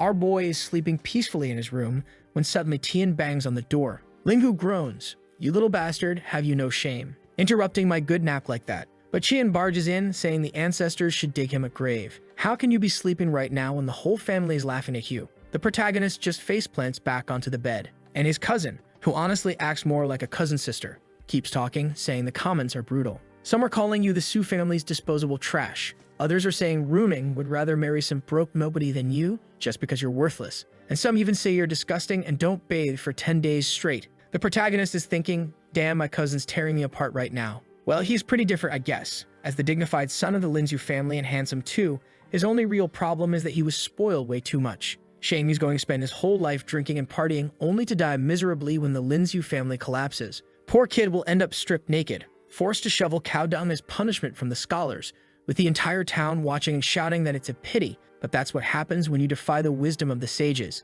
The boy has potential, but there's no saving him. After that intense monologue, Tian is just standing there frozen, not knowing how to respond. Lingdu waves him off. All right, man, I'm going back to sleep. Why don't you go drink and have some fun? But Tian suddenly shouts that there's no way he's going to have fun. He says he's not the type to play around. Lately, he's been focused on studying. Lingdu is stunned as Tian storms off in tears, swearing that from today onward, he's going to study so hard the books will rip in front of him, and he'll make every scholar respect him. Lingdu just lies there, confused. What the hell is wrong with this guy? But right now, he's more worried about the system. He needs his mission so he can get out of this place. Since there's nothing else to do, he decides to just follow the original story for now, better not to change too much of the future. Not long after, someone knocks on the door saying he's received an invitation from the Su family. Linggu asks where the invitation is. The servant explains that a young lady personally came from the Su family to deliver it, and she's inviting him to dinner at Zuixian restaurant. They ask what he wants to do. They can send her away if he'd prefer. Linggu is so confused, wonders who besides Huoning, the wife who abandoned him, would be looking for him. It seems like someone you should recognize, but the servant is vague. Finally, Linggu says fine, he'll go. At the gates of the Linggu family estate, someone's waiting for him. Just seeing her graceful figure, he can tell it isn't Huoning. So who is it? He approaches, straightening his clothes nervously, and says,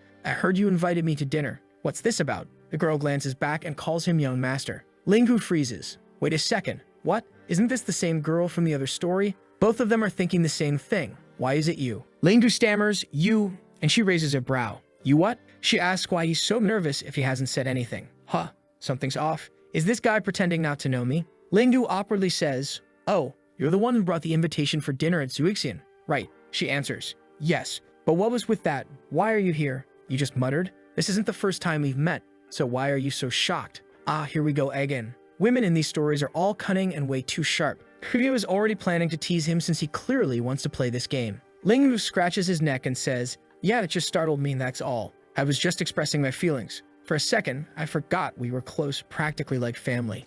Kuryu grabs his arm and smiles. What a coincidence. This green outfit looks much better on you than that black one with the gold trim. Linggu freezes. Wait a second. She's talking about the outfit I wore back during the Tan family arc. He starts trembling. System, stop playing around and give me my mission already. Kyubyo is one of the heroines from the other story, the Dragon Sea arc. What the hell is she doing here? She stares him down and says, stop pretending, you scoundrel. You really think I wouldn't recognize you just because you changed clothes? Or are you just bitter because you didn't marry your childhood sweetheart, Miss Huoning? That definitely sounds like the wrong thing to say because the protagonist grabs her right then. And damn, he pulls her close from behind and tells her to stay quiet. He says he'll explain everything, but they need to keep silent for now. Kuryu finds it strange, wondering if he's really trying to hide inside his own house. They start walking together while the people nearby just watch in stunned silence. Linggu's parents are both confused. His father says, are we hallucinating right now? But his mother shakes her head. No, I think I just saw him grab Miss Kuryu right there in the middle of the hall. The father frowns, not understanding when his son got so close to Mao Qiu's daughter. Wang Ji, the mother, says she only just found out herself. Now the father is angry. That brat, doing something like that in broad daylight for everyone to see. But the mother tells him to calm down, not to be so harsh. Miss Kuryu isn't a married woman. Besides, we don't even know what's going on. Better not to ruin anyone's reputation by acting rashly. Moments later, an aunt comes running and shouting that something huge has happened. They have to see this. Apparently, Qian Yi, the same guy who refused to study earlier, is now suddenly determined to pass the imperial exam. The parents are baffled. Shan had never studied a day in his life. Someone is holding a manuscript while he fumbles through it, mumbling something about manifestation. The old man shakes his head, saying the boy doesn't even know the meaning of the word virtue. And then, whoa, look at who's by the window. It's the concubine of this world's version of the protagonist. Linggu's just staring like, why would anyone marry someone like that? She, meanwhile, is wondering why Taiyan is suddenly trying to study. He's useless. And in her mind, this must just be another scheme to borrow money so he can go out drinking like an idiot. Good thing he's too dumb to actually learn anything, she thinks. Otherwise, he'd probably cause even more trouble. Back with the protagonist. Linggu barricades the door with a plank of wood and demands to know what Kuryu is doing here, and why she's suddenly Huoning's cousin in this world.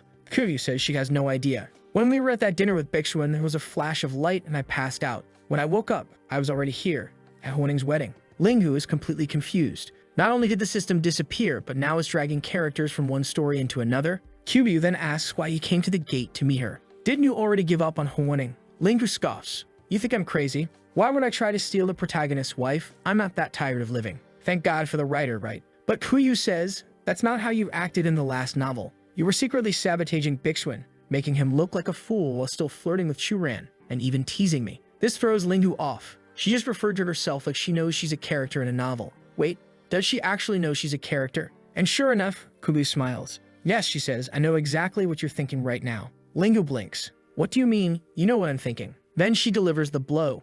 I know every single complaint you make. I can hear everything. Linggu starts remembering those weird moments when she elbow him and react in strange ways. But once again, he just thinks she must be talking nonsense. None of this makes sense. Except she hears that too and says she's not talking nonsense at all. Seeing this, he can't help thinking that, as expected of the female lead, her smile was amazing. Then she asks him if he really likes seeing her smile that much. He realizes, yeah, that's actually the only thing he likes. That's when it hits him. This girl was actually listening to everything he was thinking. At that moment, he's sure. This must be her system ability, being able to hear other people's voices. Meanwhile, his own system is trash, not developing properly, and basically wide open.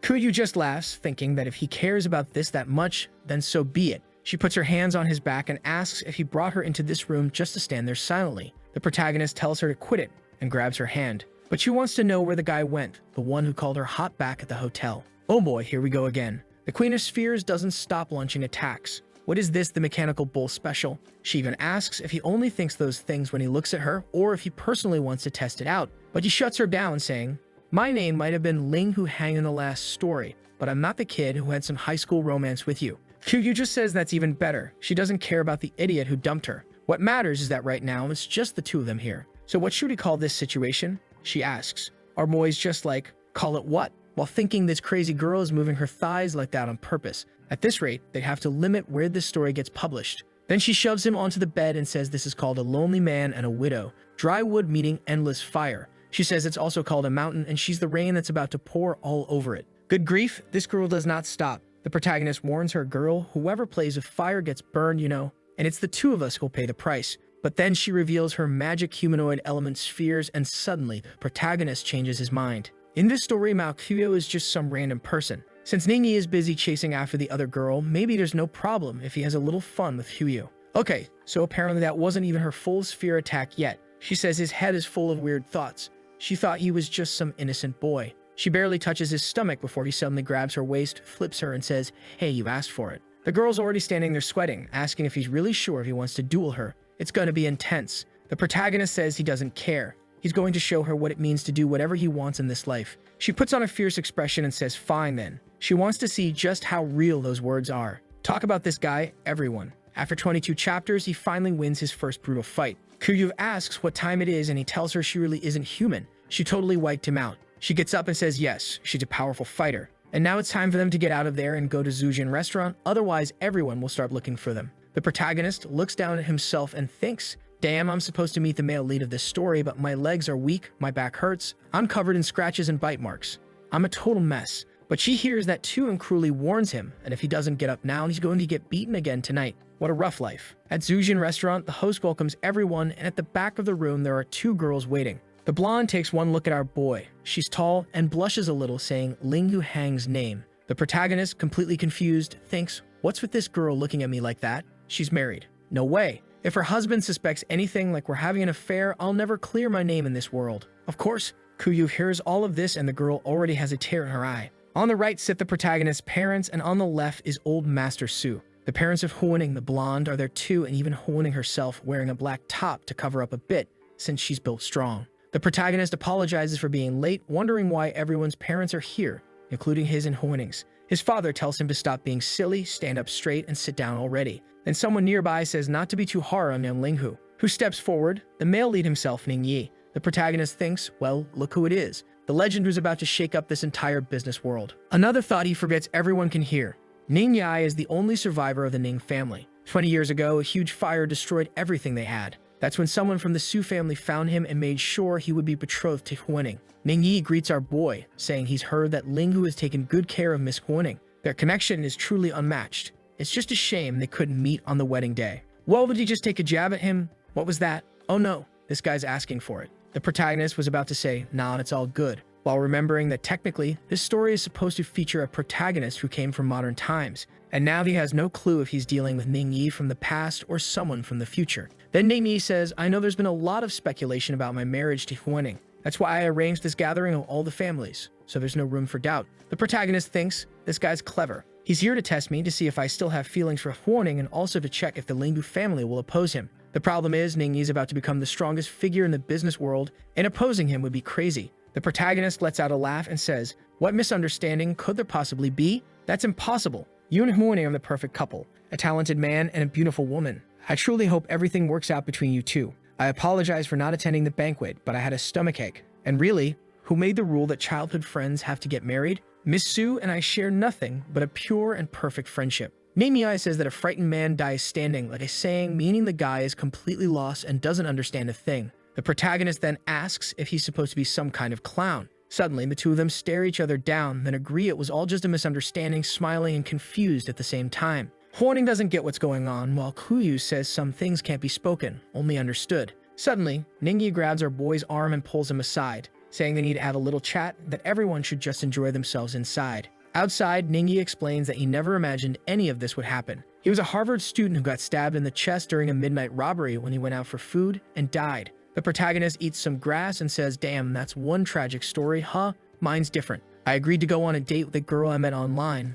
Thought we'd grab some KFC, but instead I got killed halfway there with a signboard smashed over my head." Ningyi goes on, "Well, I came to this world and found out I'm some broke orphan living as the adopted son of the Su family. What about you?" The protagonist says he's stuck with a villain system that keeps screwing him over. It's basically a curse. He just shows up to get beaten. But Ningyi laughs and says, "No way, that's awesome. You're the villain, which means you know most of the story. That's like having your own tutorial." The protagonist replies, "It's not that great because all I know is that the entire Lingyu family is doomed to die, and then I die too." The two of them fall silent for a moment, then the protagonist asks, "Hey, Lingyi, you're not planning on killing me, right? You're the big shot here." Ningyi answers, "Nah, relax. You're the villain, you can give me valuable info and help me out. That's even better." The protagonist frowns and asks, "Well, what if we change the story too much? I'm supposed to be the villain. This is the story's main plot. Something else might show up to take its place." In his head, he's thinking, where the hell is that useless system? Ningyi then says, "Considering everything, maybe the real villain isn't you at all." Back inside the restaurant, Huaning wants to know what they're talking about.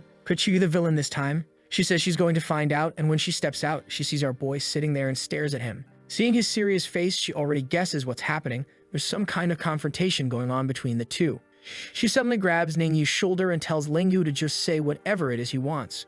She might have agreed to the engagement in the past, but that's over. She's with Ningyi now, so Lingyu better stop bothering them. Ningyi, puzzled, says, "Huaning, I think you're misunderstanding. He doesn't have any feelings for you. It was just a casual chat between friends." The protagonist nods awkwardly, but she doesn't believe it. She says this is the first time they've seen each other, and they only talked for 10 minutes. How does that make us friends? She accuses him of threatening Ningyi somehow, but Ningyi denies it, saying that makes no sense.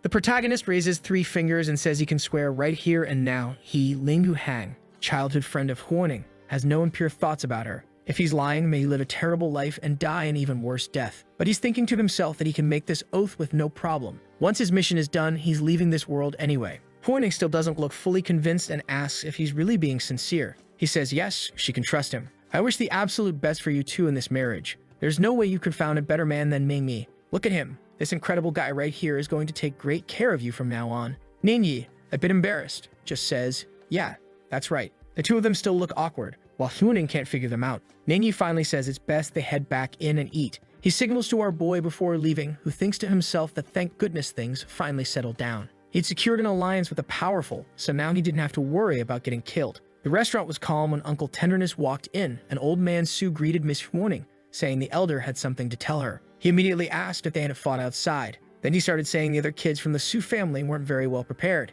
He had no choice but to rely entirely on Huaning. He said he wanted to marry the girl to Linghu, but unfortunately, she wasn't good enough. Basically lying through his teeth. Her father noticed he was throwing shade and said the old man didn't need to worry. Huaning was a smart woman who'd achieve great things and their families would support each other no matter what. Meanwhile, Kubi was getting winks from the protagonist's mother and had no idea why. The protagonist noticed that his dad was suddenly all buddy-buddy with Mr. Su. Funny, since last night he was cursing the guy right after transmigrating. A bit later, Kuyu kept glancing at our boy while Su thanked everyone for the dinner, saying it was wonderful. Kipyu started to leave, and just then Ningyi told our boy to slow down. He said that in a few days, once he was free, they'd need to meet to decide their next steps. They were both staring toward where Kuyu was when she suddenly pulled the curtain aside and signaled for our boy to message her. He thought, "Girl, don't be so shameless. My parents are right here." His mom tugged his ear and told him to get in the carriage now. Inside, the two sat in silence until suddenly his dad said, "Boy, now that things have gotten this far, is there anything you want to tell us?"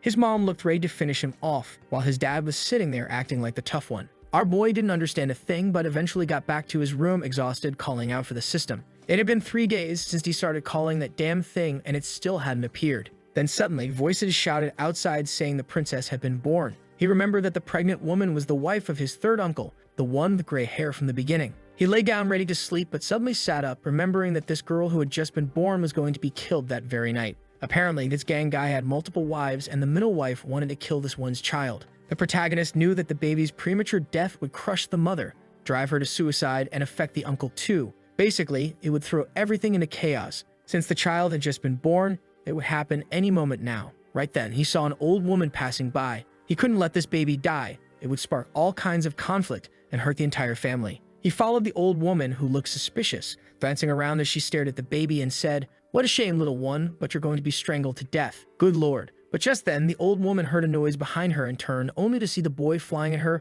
landing a kick straight to her chest. Thank God he scooped up the baby, holding her tight, and demanded to know why this old hag was running off with the child so late at night. The confused old servant didn't understand how this foolish young master even knew about the baby. She said, "Young master, you're mistaking this old woman for some bad person. I never hurt the baby. I was just taking her to another servant who'll look after her." Lingu asked, "Are you sure?" She replied, yes, look, she's not even crying. Not crying is a bad sign, and she needs even better care or it could affect her growth." But inside, she was thinking it'd be even better if this child died in Lingu's hands. Then it wouldn't be my fault. She calmly said fine, turned the baby around, and gave her a few smacks until she started crying. He thought to himself that all those stories he used to watch back in his old life really were good for something after all. The old woman runs off yelling that he's out of his mind, and if the baby dies, it'll be his fault. But he just holds the baby, strokes her little foot, and she's fine again. He heads to the room where Princess Chen Yang gave birth. The maids ask what the young master is doing there, but he immediately says he came to bring the baby so the mother can see her.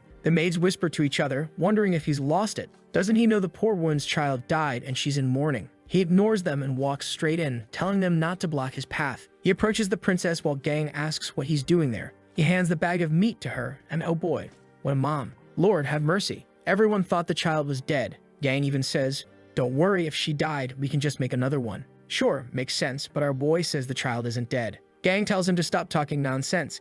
His wife is devastated enough already. Chime orders him to explain exactly what's going on. The protagonist can't believe how clueless she is. The middle wife of unknown origin insists the child died, and if you just accept that, you're an idiot. Probably the pregnancy fried her brain, he thinks. But Chen Yang hears everything. She decides to take a look at the baby, and good lord, the baby's alive, perfectly healthy. She bursts into tears, overjoyed. Gang doesn't understand what's going on. The middle wife clearly said the baby stopped breathing. Chen Yang says that if she said that something suspicious is going on, she's clearly a suspect now. From a distance, the protagonist thinks, finally, they noticed. Now they actually have a chance. Gang goes to take the baby, but Chen Yang smacks him in the chest, saying that while she was weak before him, that's over now. He, as the father, was tricked just like the rest of them, and he has no right to get close to this child anymore. Oh boy, here we go. Things just got heated. Gang stares at our boy, who pretends he didn't see anything. Gang eventually just nods and says, fine, he'll do as she asks. He'll leave and give her space to recover since she must be agitated and weak right now.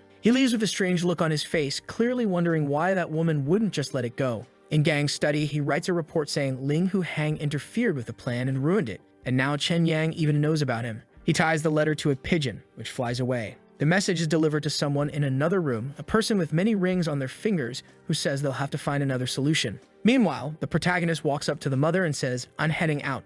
But as he leaves, he glances back. Yep, that baby's got plenty to eat. Naughty kid. This guy's one of us, folks. Out on the street, he wonders who's around.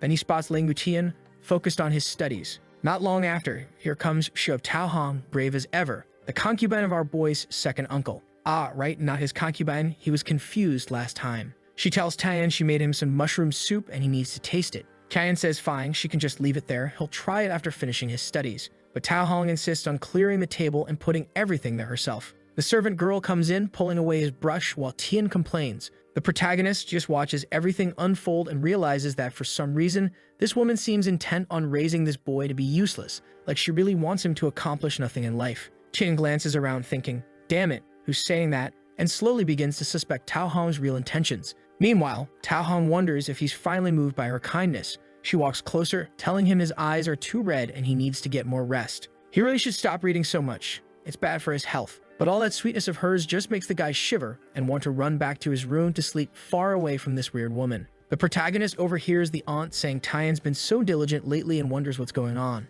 Our boy, curious as ever, pipes up, yeah, I want to know too. Why have you been working so hard, huh? Tell us. Shannon says he dreamed about the immortals who told him he would be only son of his father in this life. But because he listened to Taohong's advice, spent his days drinking, having fun, fooling around, he ended up ruined, killed. His family went bankrupt. Everyone died. The aunt, shocked, covers her face and says, no child, I was just worried about your health. Never that. Suddenly she turns, calls Chumlin, and tells her to pack everything up. They're leaving. Chin walks over and asks our boy what he thought. The protagonist congratulates him, saying the kid has really grown up, but we still can't figure out how this brat knows he's there. A few days later, the little system finally shows up. Our boy immediately says, "About time, man, you took forever." In the meantime, Ming has already introduced the idea of modern clothing and started opening his first businesses. Something's off here. Our protagonist tries to figure out who the real villain is since he hasn't done anything yet. But then someone approaches from behind, calling him young Master Hang. Oh boy, it's the strong one, the princess with the endless storage. He wants to know why Princess Qin Yang is dressed like that. She answers that if it weren't for him, she and her son would have been separated that night. She came to thank him personally. But he puts a hand on her shoulder and asks why she's acting so formal. They're family, not strangers. And then he thinks to himself, this Princess Qin Yang is probably one of the 3 most beautiful women in the country, maybe even #1. My third uncle is an idiot for ignoring someone like her just to keep that other woman around. He expected her to be shocked at his thoughts, but instead she's more interested in who this other woman is. The protagonist asks if the princess is okay because she's trembling. Qin Yang finally realizes why the middle wife wanted to take her baby away. That bastard gang was planning to separate mother and child to force her into all this drama. The protagonist thinks about telling her everything but hesitates. Man, my uncle is still working on that plan to cure her illness and kick her out of the family. If I say anything now, it'll break her heart. Of course, Qin Yang starts crying. She says young Hang has been so kind to her and her child. She's not ungrateful. One day she'll repay him when she can. She turns to leave and he's left standing there wondering if he said something wrong. Why did she just walk out like that? Meanwhile, the comments are all saying this protagonist clearly wants to share a little milk time with the baby. But we're back at the Linghu mansion now and the fierce one arrives. She calls Shou Kui and asks if she remembers what she told her that night. Shou Kui says yes, she'll keep an eye on that bastard gang, find out who that lady is that's hanging around him, and report back. Qin Yang says she's heading to the palace, but something feels off. Maybe that lady is actually the one behind everything. Then the scene shifts to the Imperial Palace Hall, where someone puts a flower in the hair of a woman with black hair. Good lord, I think I know where this is going. The woman says the princess has beautiful eyes far prettier than any ornament on her head. The fierce one just smiles, saying that's only natural. So smug. Suddenly, someone arrives announcing that Princess Qin Yang is requesting an audience. Meanwhile, over at the Su family clothing shop, our boy is excited to see how Ming Yai is running things. When he arrives, there's a whole row of copy and paste workers waiting for him, and he immediately realizes just how huge this guy's impact on the world is going to be. The girls offer him a new cloak, but he politely declines, saying not today. Still, they insist, saying such a handsome young master just has to try on some of the clothes. But Linghu is more curious about where Ningyi found so many wild beauties. Then out of nowhere, a piece of cloth falls over his face. Confused, he asks, what is she doing here? Oh boy, it's Qiyu more dangerous than ever. What the hell? This girl suddenly just throws herself into one of the chairs, asking what he thinks of her outfit. Looking crooked, all he says is, "So, you want to do this again?" But she comes at him with a stomping attack, demanding to know why he hasn't contacted her in the past few days. She's brutal, completely crushing our boy. What cruelty. He's there suffering in pain, so he decides to fight back, grabs her arm, and headbutts her while asking if she's going to punish him. And they're doing all this right in the middle of Mingyi's shop. See? Told you. Suddenly, the door swings open. He quickly throws on all the clothes. Oh, that's when Ningyi shows up and says, "Hey, brother Linghu, you finally came." Then adds, "Come here, there's some chaos going on in the shop. Let's go check it out." The protagonist is confused, wondering why this guy is having fun when someone's trashing his store. In the middle of the hall, Huoning is there demanding to know why she should leave Mingyi to go with Murong Yi. Murong Yi says Huoning shouldn't be so angry. He's simply offering for her to come along, but she's acting all high and mighty. He says she married this poor loser, and now she'll have to work every day. She really brought this bad luck on herself. Linghu, seeing this, wonders if this guy isn't acting the way he was supposed to act. At the start of the story, his only role was to keep insulting Ming Ye, but now this guy is taking his place. But Ningyi's furious, saying this bastard is insulting Huoning and is asking for a beating. The protagonist holds him back, telling him to stay put. With Huoning's strength, Murong Hu wouldn't stand a chance anyway. She snaps back, asking if Ming Yai is nothing, then what are you, Murong? A foul-mouthed, pot-bellied, thick-headed idiot. Probably some savage insult in Chinese. We don't even get the reference. Linghu laughs to himself, thinking his wife is fierce, completely humiliating the guy, and is glad there's someone else around to do the insulting for him. Ming Yi agrees, saying she's better at everything she does. But now the protagonist isn't happy. Being friends with a love-struck man is a nightmare. Murong keeps yelling, saying, "Huoning, you filthy woman, the only reason I wanted to marry you was because my family is way better than yours." At that exact moment, Linghu realizes that's exactly what he was supposed to say. It's like the story is correcting itself. Because he took over Linghu's body, all of Linghu's lines and actions got transferred to Murong, who's now shouting and calling her filthy, telling her to stop acting so hard to get. Ningyi loses it, charges forward. The protagonist tries to hold him back, but even so, Mingyi grabs Murong's arm and snaps it instantly. The guards rush in, saying they need to protect the young master, but Murong blocks them, demanding to know who dared to lay a hand on him. Mingyi steps in front of Huoning, asking how Murong dares to insult his wife like that. Murong just leaves in the end.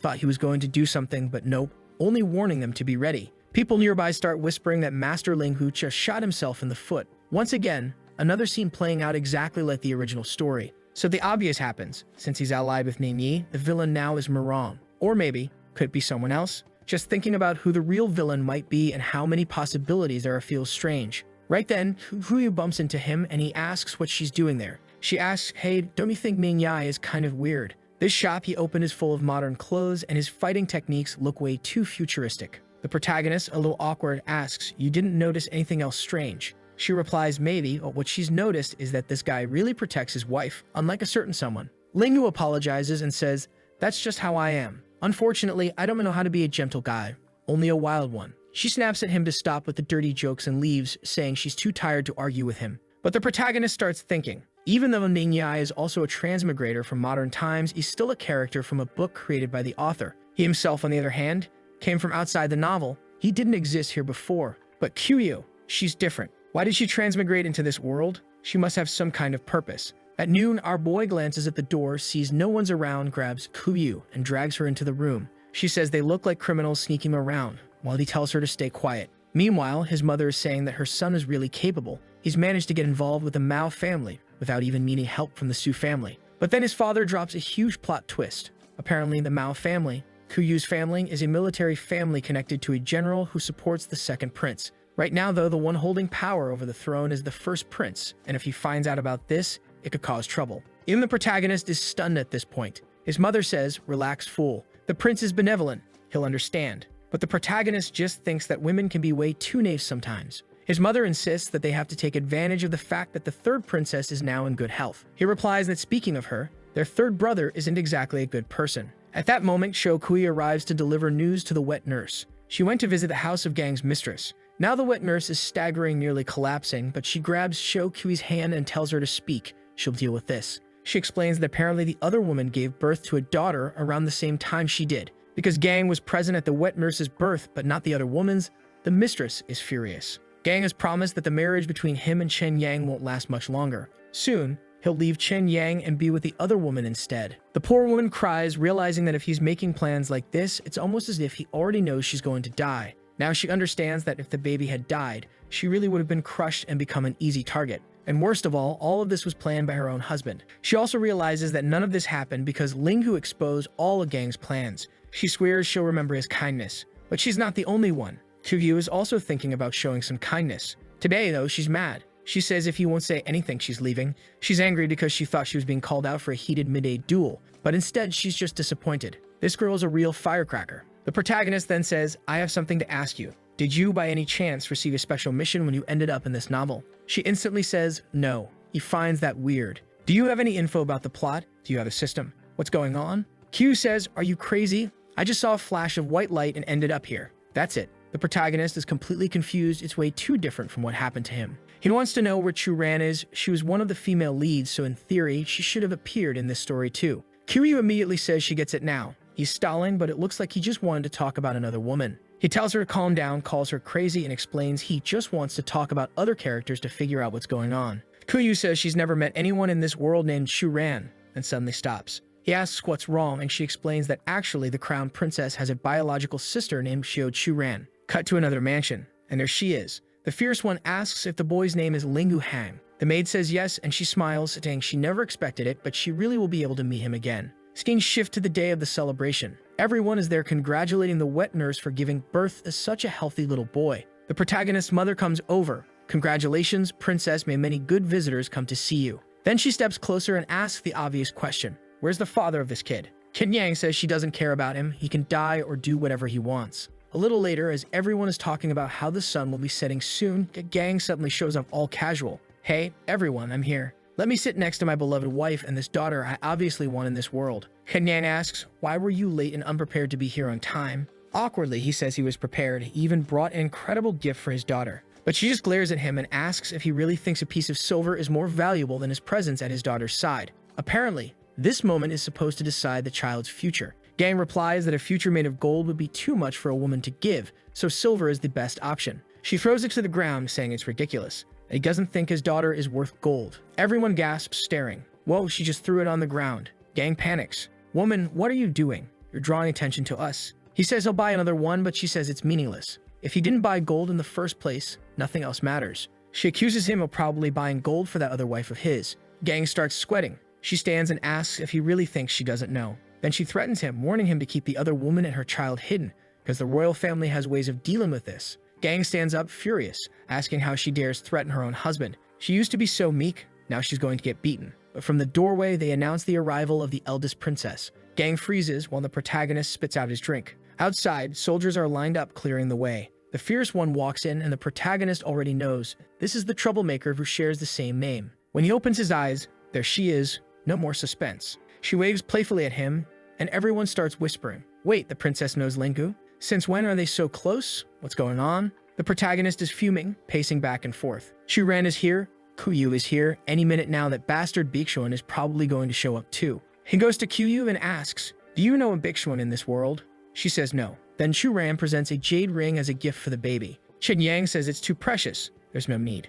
Shuran replies that it's to wish the child a bright future. Everyone starts talking, amazed. Wow, the little girl is being blessed by the great princess. Her future is really bright. Gang slams the door and storms out, shouting that his Dan wife is making him look like a fool in front of everyone. He sends out a bird while swearing, my beautiful daughter, when you grow up, everything they've stolen from you, I'll give it all back. If that bird made it, it was supposed to warn the other woman, but the bird gets shot down. Damn, Xiao Kui grabs the message. She runs straight to Chen Yang, telling her that Gang was trying to contact the second prince. Meanwhile, Shuran is glowing, and all the simps are gathered around her. Everyone's saying, Princess, you never come out in public, but you're amazing. The protagonist stands nearby thinking this is unbelievable. Shuran was really here, actually this world's princess. Now it makes sense, that's why his system hasn't been showing up. It must know it's caused complete chaos and that this story is a total mess. Even though the Lingyu family won't be destroyed by the Su family anymore, their fate is still doomed. They'll end up destroyed anyway by their own incompetence. That's because they'll ally with the crown prince, who's going to get completely wiped out by the second prince,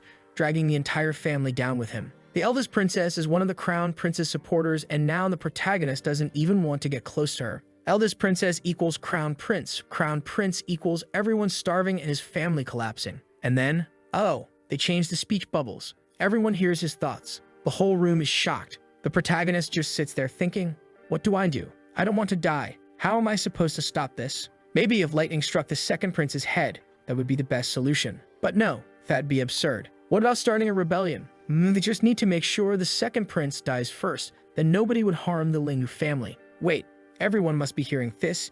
Yuna's parents are staring at him. They're asking, Lingyu boy, what the hell are you thinking? He just covers his face and mutters, if the second prince dies, everything's solved. Better than starting a rebellion. His parents exchange looks. Our son's gone crazy. Later that night, everyone waves goodbye to the princess as she leaves in her carriage, while our boy heads to his room thinking that tomorrow he'll figure out how to deal with all of this. But when he lifts the pillow, look who's waiting for him. It's the fierce one. He blurts out, you crazy woman, weren't you supposed to be in the carriage? She says, yes, but I just slipped out, climbed the wall, and here I am. Lingyu's getting suspicious now. He asks if she can hear his thoughts too. She asks if he means the ones in his head, and right then he realizes she can hear him. She confirms it. She knows everything about the rebellion he's planning and about killing the second prince. He crosses his arms and says he isn't a bad person. He just wants to survive. This story is brutal. She replies that he's an idiot, coming up with all these schemes but forgetting about her. Right now, she's the eldest princess. If the crown prince is going to be destroyed by the second, obviously she'll be dragged down too.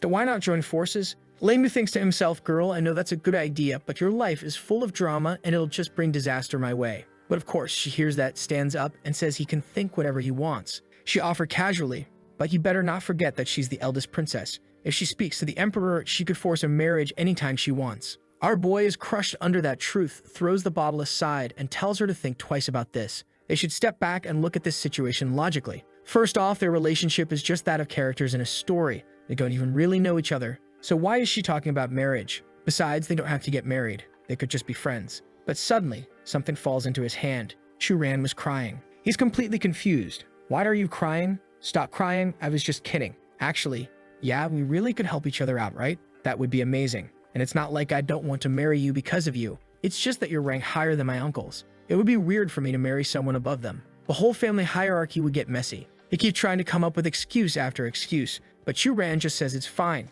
He can do whatever he wants. She's leaving and will tell her father that he plans to revolt and kill the second prince. Tomorrow, the entire Lingyu family, including him, will be executed. She might not have hard evidence, but her father loves and trusts her, so she's sure his family won't be spared. Her tears are because she was heartbroken knowing everyone here was about to die. The protagonist just stands there, lost. Then suddenly he grabs her and says he's changed his mind. Marriage sounds amazing. He's a young man full of energy, so why not get married right now? And she, full of energy herself, grabs him by the waist and says he needs more motivation. Inside, the protagonist thinks, Chu Ran, you can hear me, right? I don't even know what to say out loud, so I'll just think what's in my heart and let you hear it. I already belong to Qiyu. And in this world, she's the granddaughter of General Mao Shun. I met her way before I met you. I already have a relationship with her, and yeah, we've already done that, so maybe we should keep a bit of distance. Chu Ran slaps him across the face. Our boy is almost crying. She shouts, you bastard, do you think this is some kind of reward? This is a punishment. You don't get a choice. What the hell? The protagonist is being thrown to the wolves. He stammers, asking what she means by punishment. Chu Ran says, don't forget, the Mao family is connected to the second prince. That makes you a traitor too, and that's why you'd have to be punished. Damn, this girl is ruthless. Look at this, people, it's gone full Dragon Ball Z mode now. Fights and Dragon Balls on the line. This poor guy, good luck surviving this. She pulls him into a spider-like hold. He's trapped. No way out. And then she says he's not even fast or strong enough to handle her. Wow, humiliating him in the middle of the fight. Are you gonna just take that, protagonist? This is insane. It's like the fight with Frieza took countless chapters and action scenes. And now we're already on the next day. Our protagonist, being an honest guy, even picked up her armor afterward and returned it to her. She thanks him, saying that if she'd known he'd be this obedient after a fight, she would have fought him sooner. She leaves the room saying there's no need to escort her, he's already served his purpose. Our poor boy, all beaten up, just thanks her for the company. She starts walking away, but turns back and tells him to get ready. What they didn't win before must be won now, and she'll be waiting patiently for him to marry her. And the worst part? When she jumped over the wall last night, the entire family happened to be standing on the bridge for some random reason and saw everything. His father already suspects something big is coming. Meanwhile, his mother is losing it. Why did the princess come out of my son's room? The father wonders, could it be those mysterious words everyone heard that caused this? The aunt agrees, and now everyone's looking at each other, asking if they heard it too. Did you hear it too? The mother relaxes a bit, saying, thank goodness. I thought I'd gone crazy. I was hearing his voice without him even opening his mouth. That's when the father says he noticed something strange. When their third brother, Gang, is nearby, he doesn't react to Lingu's thoughts. It's like he can't hear them at all. The father then pauses to think. Young Lingu really is a good kid. Every thought he has is about helping the Lingu family. They just have to remember what happened when that whole incident with Mingyi went down. Instead of getting upset and accusing Mingyi of stealing his childhood fiancé, he simply accepted it and even supported him. That way, the Lingu family managed to avoid a huge disaster. On the other hand, the third brother is still ambitious and keeps scheming to bring the family down. Maybe the ones who don't want what's best for the Lingu family are the very people who can't hear his thoughts. Damn, everyone in this world is getting way too sharp, smarter by the minute. Shang agrees that it makes sense, but says they'll need to test it first. Now they're fully determined to do it. Meanwhile, somewhere else, a messenger bird arrives and someone discovers that the eldest princess stayed at the Linghu mansion, and that she knows Linghu Han. Could it be Bixuan? Right then, the door opens and it's the second prince, Xiao Chang's.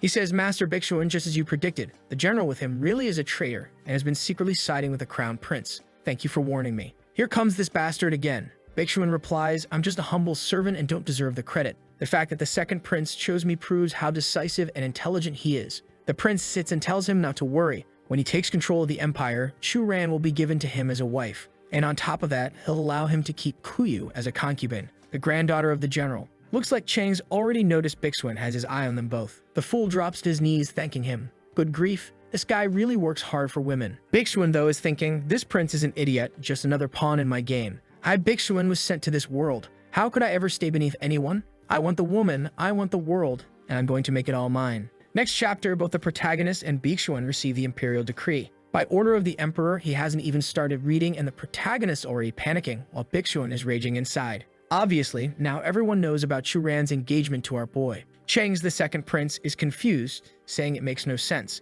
How could the princess just suddenly get engaged like this? The Lingyu family are just merchants and Lingyu Hang is just one of their descendants, not anyone special. Bixuan, though, already knows the name and says that bastard must have done some trick. Could it be that Lingyu Hang's soul is the same as Lingu's from the other world? Now it makes sense. He puts his hand to his head, saying that this guy is a curse following him. The prince is sitting there trying to figure out what this lunatic is talking about. Then he says, Bixuan, relax. We have plenty of time before the wedding date, right? Tell me, what do you suggest? Bixuan explains, in a few days we'll host a flower viewing banquet. All the ministers will be there with their families. If we pull some strings and make Linghu humiliated and disgraced, that marriage will definitely be called off. Bixuan sits down thanking his highness, and honestly, even though he transmigrated, he's letting himself get played by the second prince. Completely pathetic. He deserves every bit of humiliation coming his way. Meanwhile, Kumyu is speeding through the halls while people tell her not to enter without permission. Shuran goes out to meet her and asks what she's doing there. Kukyu storms in saying, Your Highness, you're acting way too much like a concubine this early in the game.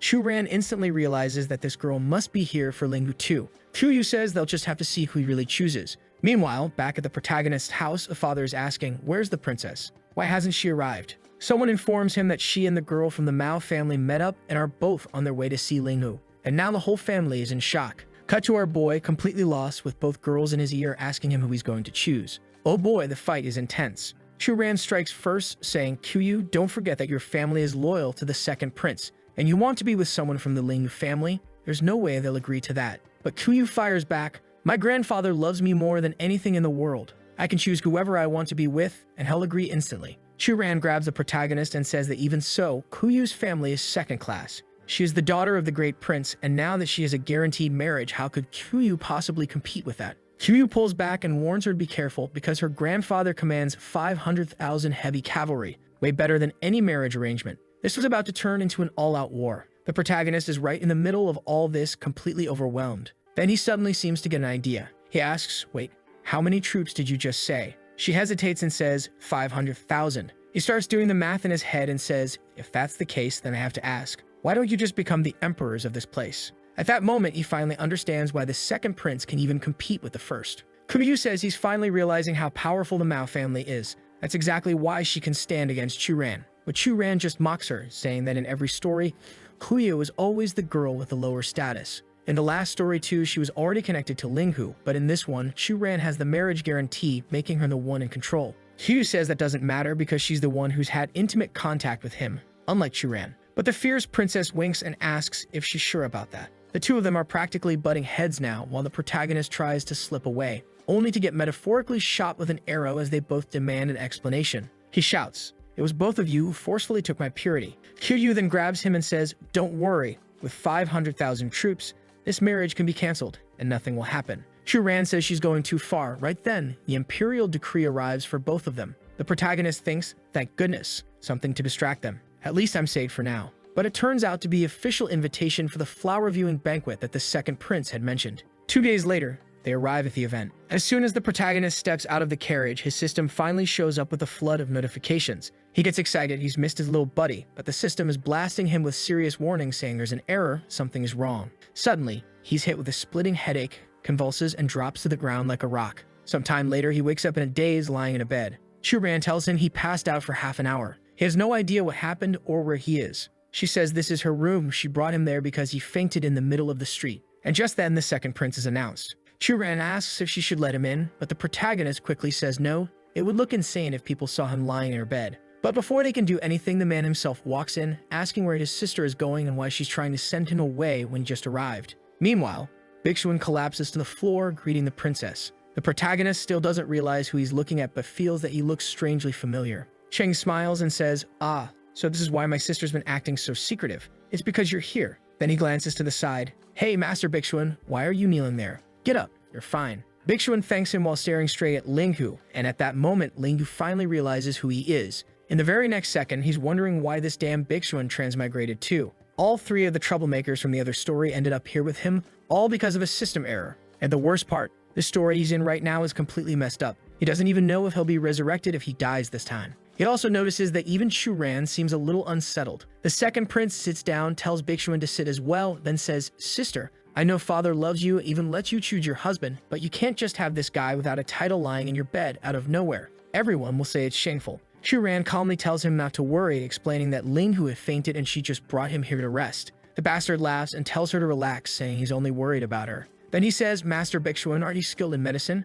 Why don't you give Linghu a diagnosis? But right away, Shuran steps in front of him and asks what Bixuan thinks he's about to do. The protagonist is a bit stunned. Is this fierce girl really going to confront him head-on? Bixuan, looking awkward, says, Miss, please allow me to diagnose Master Linghu. It would be an honor to treat someone so important. Then, almost in a whisper, he warns her, Churan, this is the ancient era. A woman who hides her man like this will end up locked in a pipin. Yeah, probably another weird old saying. She's still confused while Linghu thanks him but says he's fine. Still, he wants to know what illness he might have. Inside, though, he's thinking that Bixuan's going to get what's coming to him. He's been through enough stories to know. Linghu then asks, Churan, what do you think would happen if Bixuan tried to treat me and failed? She replies that would be very dangerous. Claiming you can cure anything but failing to treat someone connected to the imperial family could land you in prison. Then she asks her brother, who exactly is this man next to you called Bixuan? I've never heard of him, and now you've brought him here with an official title. The prince simply says that Jing Bixuan is his advisor. Meanwhile, the protagonist swallows a pill,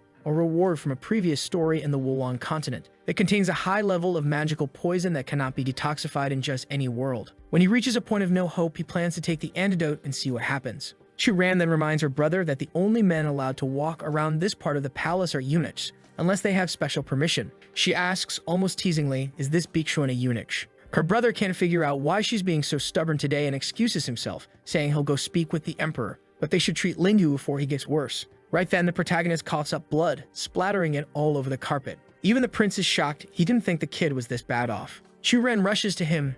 Hey, are you dying? What's happening? Are you faking this? The protagonist, pale and shaking, says, Princess, I'm really not feeling well. Please, let Bixuan treat me. Churan immediately calls Bixuan over. Our boy lies back down, begging for a diagnosis, thinking this damn poison is way worse than he imagined. Now more than ever, he needs Bixuan to analyze him quickly. He's ready to use the antidote if he has to. Bixuan studies him, thinking, what's wrong with this kid? A second ago, he looked fine, and now he seems close to death. His pulse keeps floating and sinking like no ordinary sickness I've ever seen. Could he have been poisoned by something extremely rare and complicated? The protagonist looks him straight in the eye and asks, Master Bixuan, can you save me? He takes a look, exhales deeply, and says that unfortunately, Master Linghu won't survive the night. Churan grabs him by the collar and demands that he explain himself. He calmly repeats that it's just as he said. She could go to any doctor in the region, and they'd all say the same thing. She asks if he's not going to treat him, wondering what on earth happened to Linghu. But out of the corner of her eye, she notices a faint smirk. Now she's sure. This kid must have used some strange technique. Still, if he really does die in the end, she swears she'll dig up his coffin and whip the body. Churan warns Bixuan that he's failed to do what he promised, but he explains that yes, he's a great doctor, but that doesn't mean he can save everyone in the world. The protagonist sits up and asks, Bixuan, are you absolutely sure I'm going to die? Bixuan replies, unfortunately, boy, I can't save you. Whatever you have is beyond comprehension. You will die tonight. Inside, Bixuan is practically celebrating, thinking, I never imagined this idiot would die without me lifting a finger. Once he's dead, Yu and Churan will both join my harem. The protagonist laughs and says he must be a fraud. He's sure that anyone Bixuan met before could be cured by him. Bixuan snaps back, stop deluding yourself, kid. Better start preparing your funeral. Linghu, however, is thinking, Bixuan, you really thought everything would go your way in this story too? You might be skilled and well prepared, but your problem is your arrogance. This isn't the same world anymore. Bixuan stares him down and declares that by tonight, he'll be burned and dead. The protagonist just smirks, excuses himself, and says he needs to rest. Churan agrees and asks everyone to leave. Cheng says of course, he'll leave to give the dying boy some peace. But before going, he adds that Prince Duki will be attending tonight's banquet. Churan doesn't react much and Bixuan leaves, the door slamming shut behind him. Right away, Churan grabs Linghu and demands to know what he did and why Bixuan couldn't cure him. In the original story, Bixuan was supposed to have incredible medical skills. The protagonist tells her to relax. He just took a little poison to mess with the guy. Churan is worried sick. Yep, she's totally falling for him. Then he pulls out the antidote, drinks it, and says that'll detoxify him. Besides, she should be worrying about herself, not him. After all, Cheng's mentioned that the Prince of Tai is coming to see her. Obviously, he's going to bring a marriage proposal. Churan, confused, asks why he's saying that she has her father's permission to choose whoever she wants to marry. The protagonist explains that only lasts until the Prince of Qi shows up.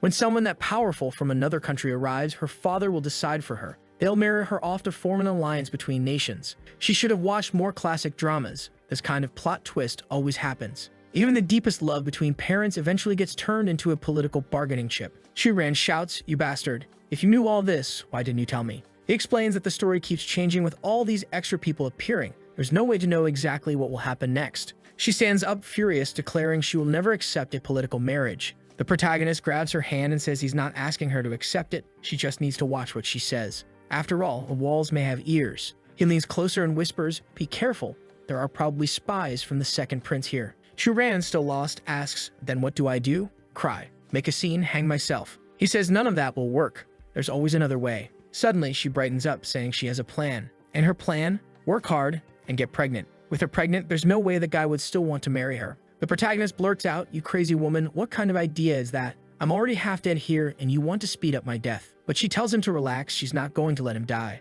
The protagonist realizes once again that she's listening to his thoughts. She tells him that if he's going to complain, he might as well say it out loud since she's going to hear anyway. He admits it was just his subconscious complaint and says he'll be more careful. But that plan of hers to get pregnant is insane and will probably just end with his whole family being executed. Plus, women in this dynasty can still marry and even remarry after being widows for 3 years. Even if she does get pregnant, they'll just make sure she never gives birth, and in the end, she'll still have to marry that guy. The big princess, who's only growing more imposing by the day, wants to know what exactly they're going to do then. It took me 5 reads to process this, but he explains that her elder brother is crazy about her. If he takes the throne, there's no way he'd let her be handed over to another country. And Bigsuan may be serving the second prince for now, but there's no way he'll stay in that position. He wants to build his own harem. And then there's Namyi, who is technically supposed to be the transmigrator of this novel, which means this whole thing is a complete mess. The protagonist is basically planning to stir things up, turn the whole game on its head, and take the throne for himself, or maybe for the both of them. Chu-Ran calls him by name and sweetly says he better not disappoint her. The protagonist remembers that Chu-Ran likes strong men, which might explain why she fell for Bigsuan in the other story. Maybe she really is the same person and actually fell for him again. One thing he's sure of, as long as he's in this story, he won't let her down. But if he's eventually forced to leave, there won't be much he can do about it. He still doesn't fully get her plan, but all they can do is see how things play out. The poison is gone, and he says it's time to grab some drinks. If anyone asks, they'll just say she healed him. And their entire conversation has to stay secret, because he still needs to investigate things with Qiyu. She gets mad, telling him to stop talking about that girl, but he explains that she commands 500,000 troops. He can't just ignore that. She makes him swear he's doing this for the troops and not for her personally. The protagonist is a little lost and she throws him down saying he can look at her, just not right now. Man, she completely ruined his plans. She says she's going to drain him of every last bit of strength, so he won't have the will to do anything with her afterward. The protagonist just sees her villainous grin and thinks to himself that this woman is way too much to handle. Meanwhile, across the city, someone asks, "Master Bigsuan, is it true that Linghu is really sick?" Bigsuan says, "Yes, you can believe it." But then he hesitates for a moment, because that kid, even while sick, looked way too confident. Could he have misdiagnosed him, or is there something more going on? He turns to the prince and says, "I don't know. I feel like something's wrong. Linghu is extremely cunning. This has to be a gamble. He must have some plan." Chang's laughs and asks, "So what are you going to do about it?" Bigsuan replies that even if Linghu says he's going to survive, he'll personally make sure the boy is dead within 3 days. Chang's asks what exactly he means by that, and Bigsuan says just that. The trash needs to be killed. Chang's laughs again and says, "Fine, have it your way. Good luck with that." But there was a little servant nearby who heard every word. After our boy has all his strength drained by the demon princess, she tells him not to pretend he doesn't know her now, not after everything that just happened. He snaps back that she should stop throwing the blame on him. She's the one who started all of this. She already knows by now that he's not the same Linghu from the other story who used to like her. But this fierce girl doesn't stop. She says that no matter the dimension, he's still going to belong to her. The protagonist replies, "Fine then. If you want to try to win me over, good luck, but I'm not going to be anyone's dog." She says he can talk tough all he wants, but she knows he finds her attractive. She's heard him think it countless times in the previous life. He tells her to stop listening to his thoughts, but she just taps him under the chin and tells him to think carefully. He better stop resisting so much. She knows exactly how interested he really is. The protagonist brushes her hand away and says that his strongest point isn't his mind or his words. That's why it's better for her to stay quiet. He's about to help take care of his whole Prince of Kei situation. Meanwhile, that servant who overheard everything is talking with the Emperor. The Emperor glances to the side and sees Chang's, who calls over his brother Huang and offers him a drink. Huang says it's good to see he arrived so early, and they take a sip together. Chang's then asks, "Brother, what do you think about Chu-Ran's boyfriend?" Huang frowns and says that his sister would never act like that. Where did he even hear such a rumor? Chang says he's fallen behind on the gossip everybody knows. Apparently the boy's name is Linghu something and their sister even let him sleep in her bed. Huang doesn't look pleased while he's hearing this. Chang's adds, "Hey, don't give me that look."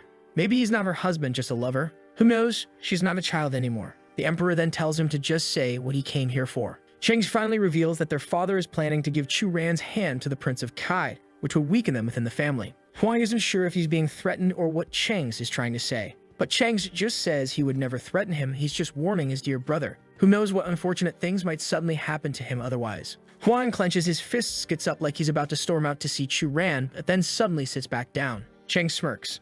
The emperor just looks confused, wondering if Huang really isn't going to do anything. Then he says that whether she marries the prince of Xue or not is still unknown, so for now, you don't have to worry about it. Cheng says that's fine then. He'll tolerate it and doesn't really care. He heads back to his room saying he's going to enjoy the view here since it's so comfortable. But as he leaves, it's clear the emperor isn't calm at all. He can't believe Linggu is actually his sister's lover, and even worse, he can't understand how he never knew about it. Meanwhile, the protagonist is thinking, man, the second prince left and now the other one is staring right at me. I really hope no new storm of trouble is coming my way. It's already hard enough staying alive in this world. He calls for the system, looking for some guidance or support, anything, but nothing happens. The protagonist can't believe that the only weapon he has left against the true protagonist is money. Then it clicks. Ningyi was supposed to be the protagonist, but now he's his friend. And the new enemy is Bixuan, who according to Linggu isn't that smart. Damn, he's roasting Bixuan hard. Apparently, he's decided that since he didn't deal with him in the previous life, they'll have to finish the job in this one. He's deep in thought when the gorgeous one shows up, asking why he's just standing there like that. He's confused and asks why she's here. She reminds him that he should know by now how many troops she has. She can go wherever she pleases. She gets close and asks what woman's perfume he's wearing, and he just says straight up, it's Churan's. She asks if he's not even going to try to hide it anymore. Meanwhile, Bixuan is thinking, perfect. Miss Mao has finally realized that this Lingyu is a shameless bastard. He's already imagining himself saying, girl, my heart is all yours. I don't care about any other woman. Then in his mind, God, you're so beautiful, Bixuan. Give me a kiss. But Kuyu wants to know how far he's gone with Churan, and the protagonist admits he went all the way. That's it. Kuyu bursts into tears, totally shaken. She says she can't believe he chose the wife who hates him. The protagonist replies that Churan is a princess and he's just a merchant. She could have his head cut off at any time. He has no choice but to obey. Kuyu asks if everything was forced and not voluntary. He's about to say yes, but also asks why the two of them are so obsessed with him. Sure, they're in the same story, but who knows if they'll even see each other again in another story or if they'll still exist together at all. So why do they want him so badly? Kuyu says there's nothing wrong with liking him. And where's all that energy he used to have? Just because his little system broke and he doesn't know what's going to happen in the future, that doesn't mean he can just shut down like this. No matter what happens, she says he's responsible for her. The protagonist warns her that love is nothing but trouble. Women only slow down the speed of his sword. She doesn't really get what he means, but he just hands her a cup and says that he's already told her he won't take responsibility for anyone. In this world, he's living as someone who could be killed at any moment. Does she even know what it means to be cannon fodder? She says yes, she watches Netflix. He says that's exactly why he refuses to be responsible for her. Kuyu tells him to relax, he's got all kinds of power and knowledge of the story. Plus, she has 500,000 troops. He's safe for life. She says that in marriage, she could even offer all those troops as her dowry. He says there's no way her grandfather would agree to that. But she says if he promises to stay with her and ignore Churan, she'll find a way to make him accept. And right then, the succubus barges in, telling Kuyu to stop trying to steal her man behind her back. Kuyu stands up and asks if the great princess is scared. Churan snaps back that she's not afraid of someone as weak and useless as her. And just like that, the two start fighting. Both of them insult the protagonist while fighting, saying that if he chooses wrong, they'll cut off his head. Bixuan is watching and thinking, good Churan, you've finally woken up. The two of them are going to finish this guy off soon, and after that, they'll both be in my harem. Meanwhile, the emperor sees all this and thinks that Cheng's is trying to stir up conflict. He can't afford to fall into these traps. Then suddenly, Churan rushes over and sits next to the emperor, who glances at her and sees her taking a big gulp of wine. He tells her to calm down a little, but she immediately asks him if he'd do anything for his little sister. He says yes, he promised their mother that she comes before everything else. She smiles and says perfect, and she asks him to become emperor as soon as possible. He agrees at first, but suddenly freezes. I thought he was already the emperor, but I guess he's just first in line for the throne. Before he can recover, Churan tells him not to get so flustered. She's only asking something simple. Why doesn't he want to do it? He looks over his shoulder and is just glad their father isn't here to hear this, saying, have you forgotten father is the one on the throne? You can't say things like that. But Churan replies, father wants to marry me off to some man from a foreign country and separate us. We'll never see each other again. When I'm alone in that distant land in the hands of strangers, what will you be able to do? The emperor hesitates, saying, you're right, that's not fair. Churan presses on, saying she's not asking him to make a decision right now. She just wants him to convince their father to give up on this marriage plan. That would be best for everyone. Watching from a distance, Cheng's notices that the emperor looks a bit uneasy while Churan stays calm. Something strange is definitely going on. Right away, he says, hey Bixuan, you idiot. Those two are hiding something.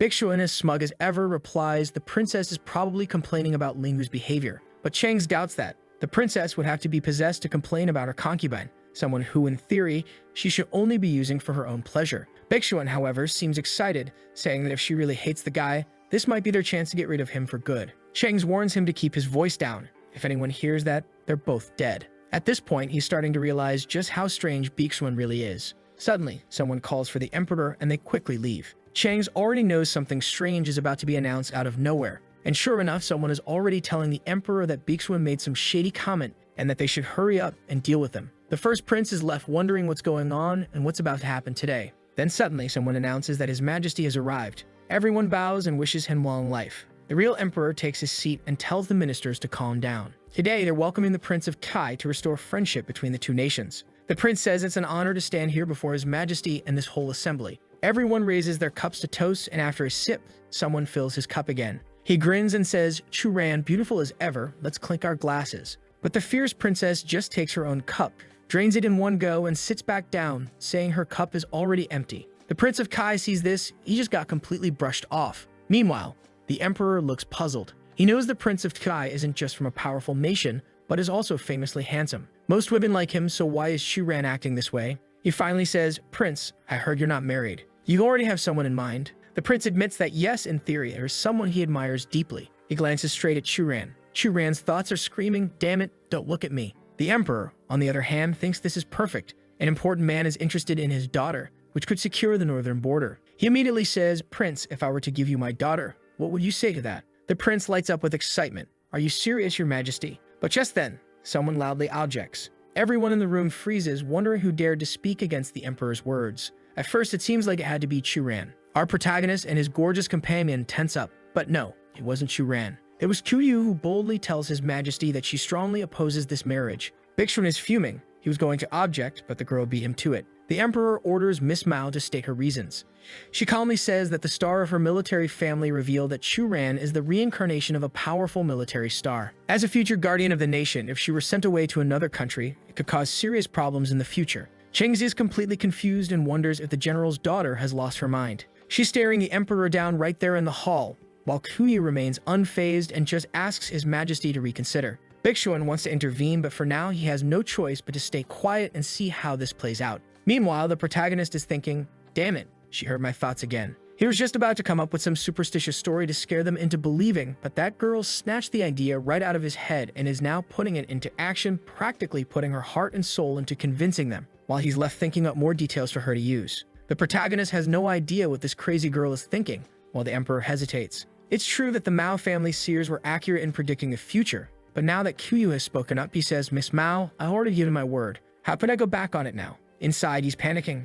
Damn it, someone saved me from this situation. I'm screwed. Seems like he's scared of those 500,000 troops too. Kyu asks His Majesty to reconsider. Inside, the emperor is desperate for someone to bail him out, but outwardly, he's forced to maintain appearances and say that the matter has already been settled. And then, our protagonist goes all in size and says that he too disagrees. The emperor snaps, "And who are you, boy?" But inside, he's relieved. Finally, someone to save me. I can blame it all on this guy, and I don't even know who he is. The protagonist says he's a member of the Lingyu family and was invited to the banquet. The emperor nods and says he understands. He must be one of Princess Qinyang's relatives. But why does he object? Baeksuan is getting angrier by the second. Everyone dares to speak up to the emperor while he has to stay quiet in the background. Worse, the emperor seems set on marrying Chu-Ran off. If she really marries the Prince of Kai, Baeksuan is going to have to crash that wedding and slaughter everyone there. At that moment, the protagonist declares that the princess is gravely ill and won't live much longer. The entire hall goes silent, and the emperor asks if he has any idea what he's saying.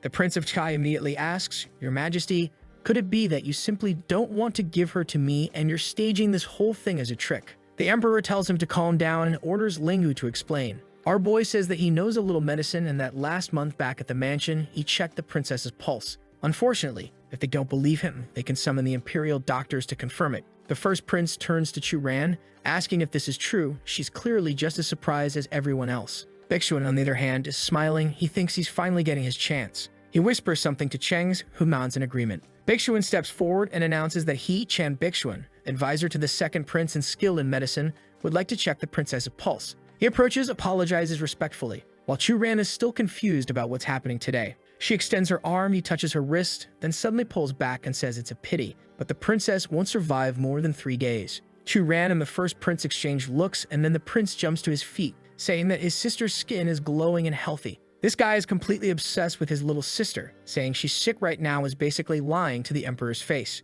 Bixuan simply says that if they want, they can summon the Imperial doctors to verify his diagnosis. The Emperor rests his hand on Chu Ran's shoulder and says that this complicates things. With poor Chu Ran in such a fragile state, how could he send her away to a distant country? Then he spreads his arms wide and announces whoever cures her will get a like on this video that helps Mamoru make more juicy content for his viewers. Activate the cheeky little bell, and I'm out.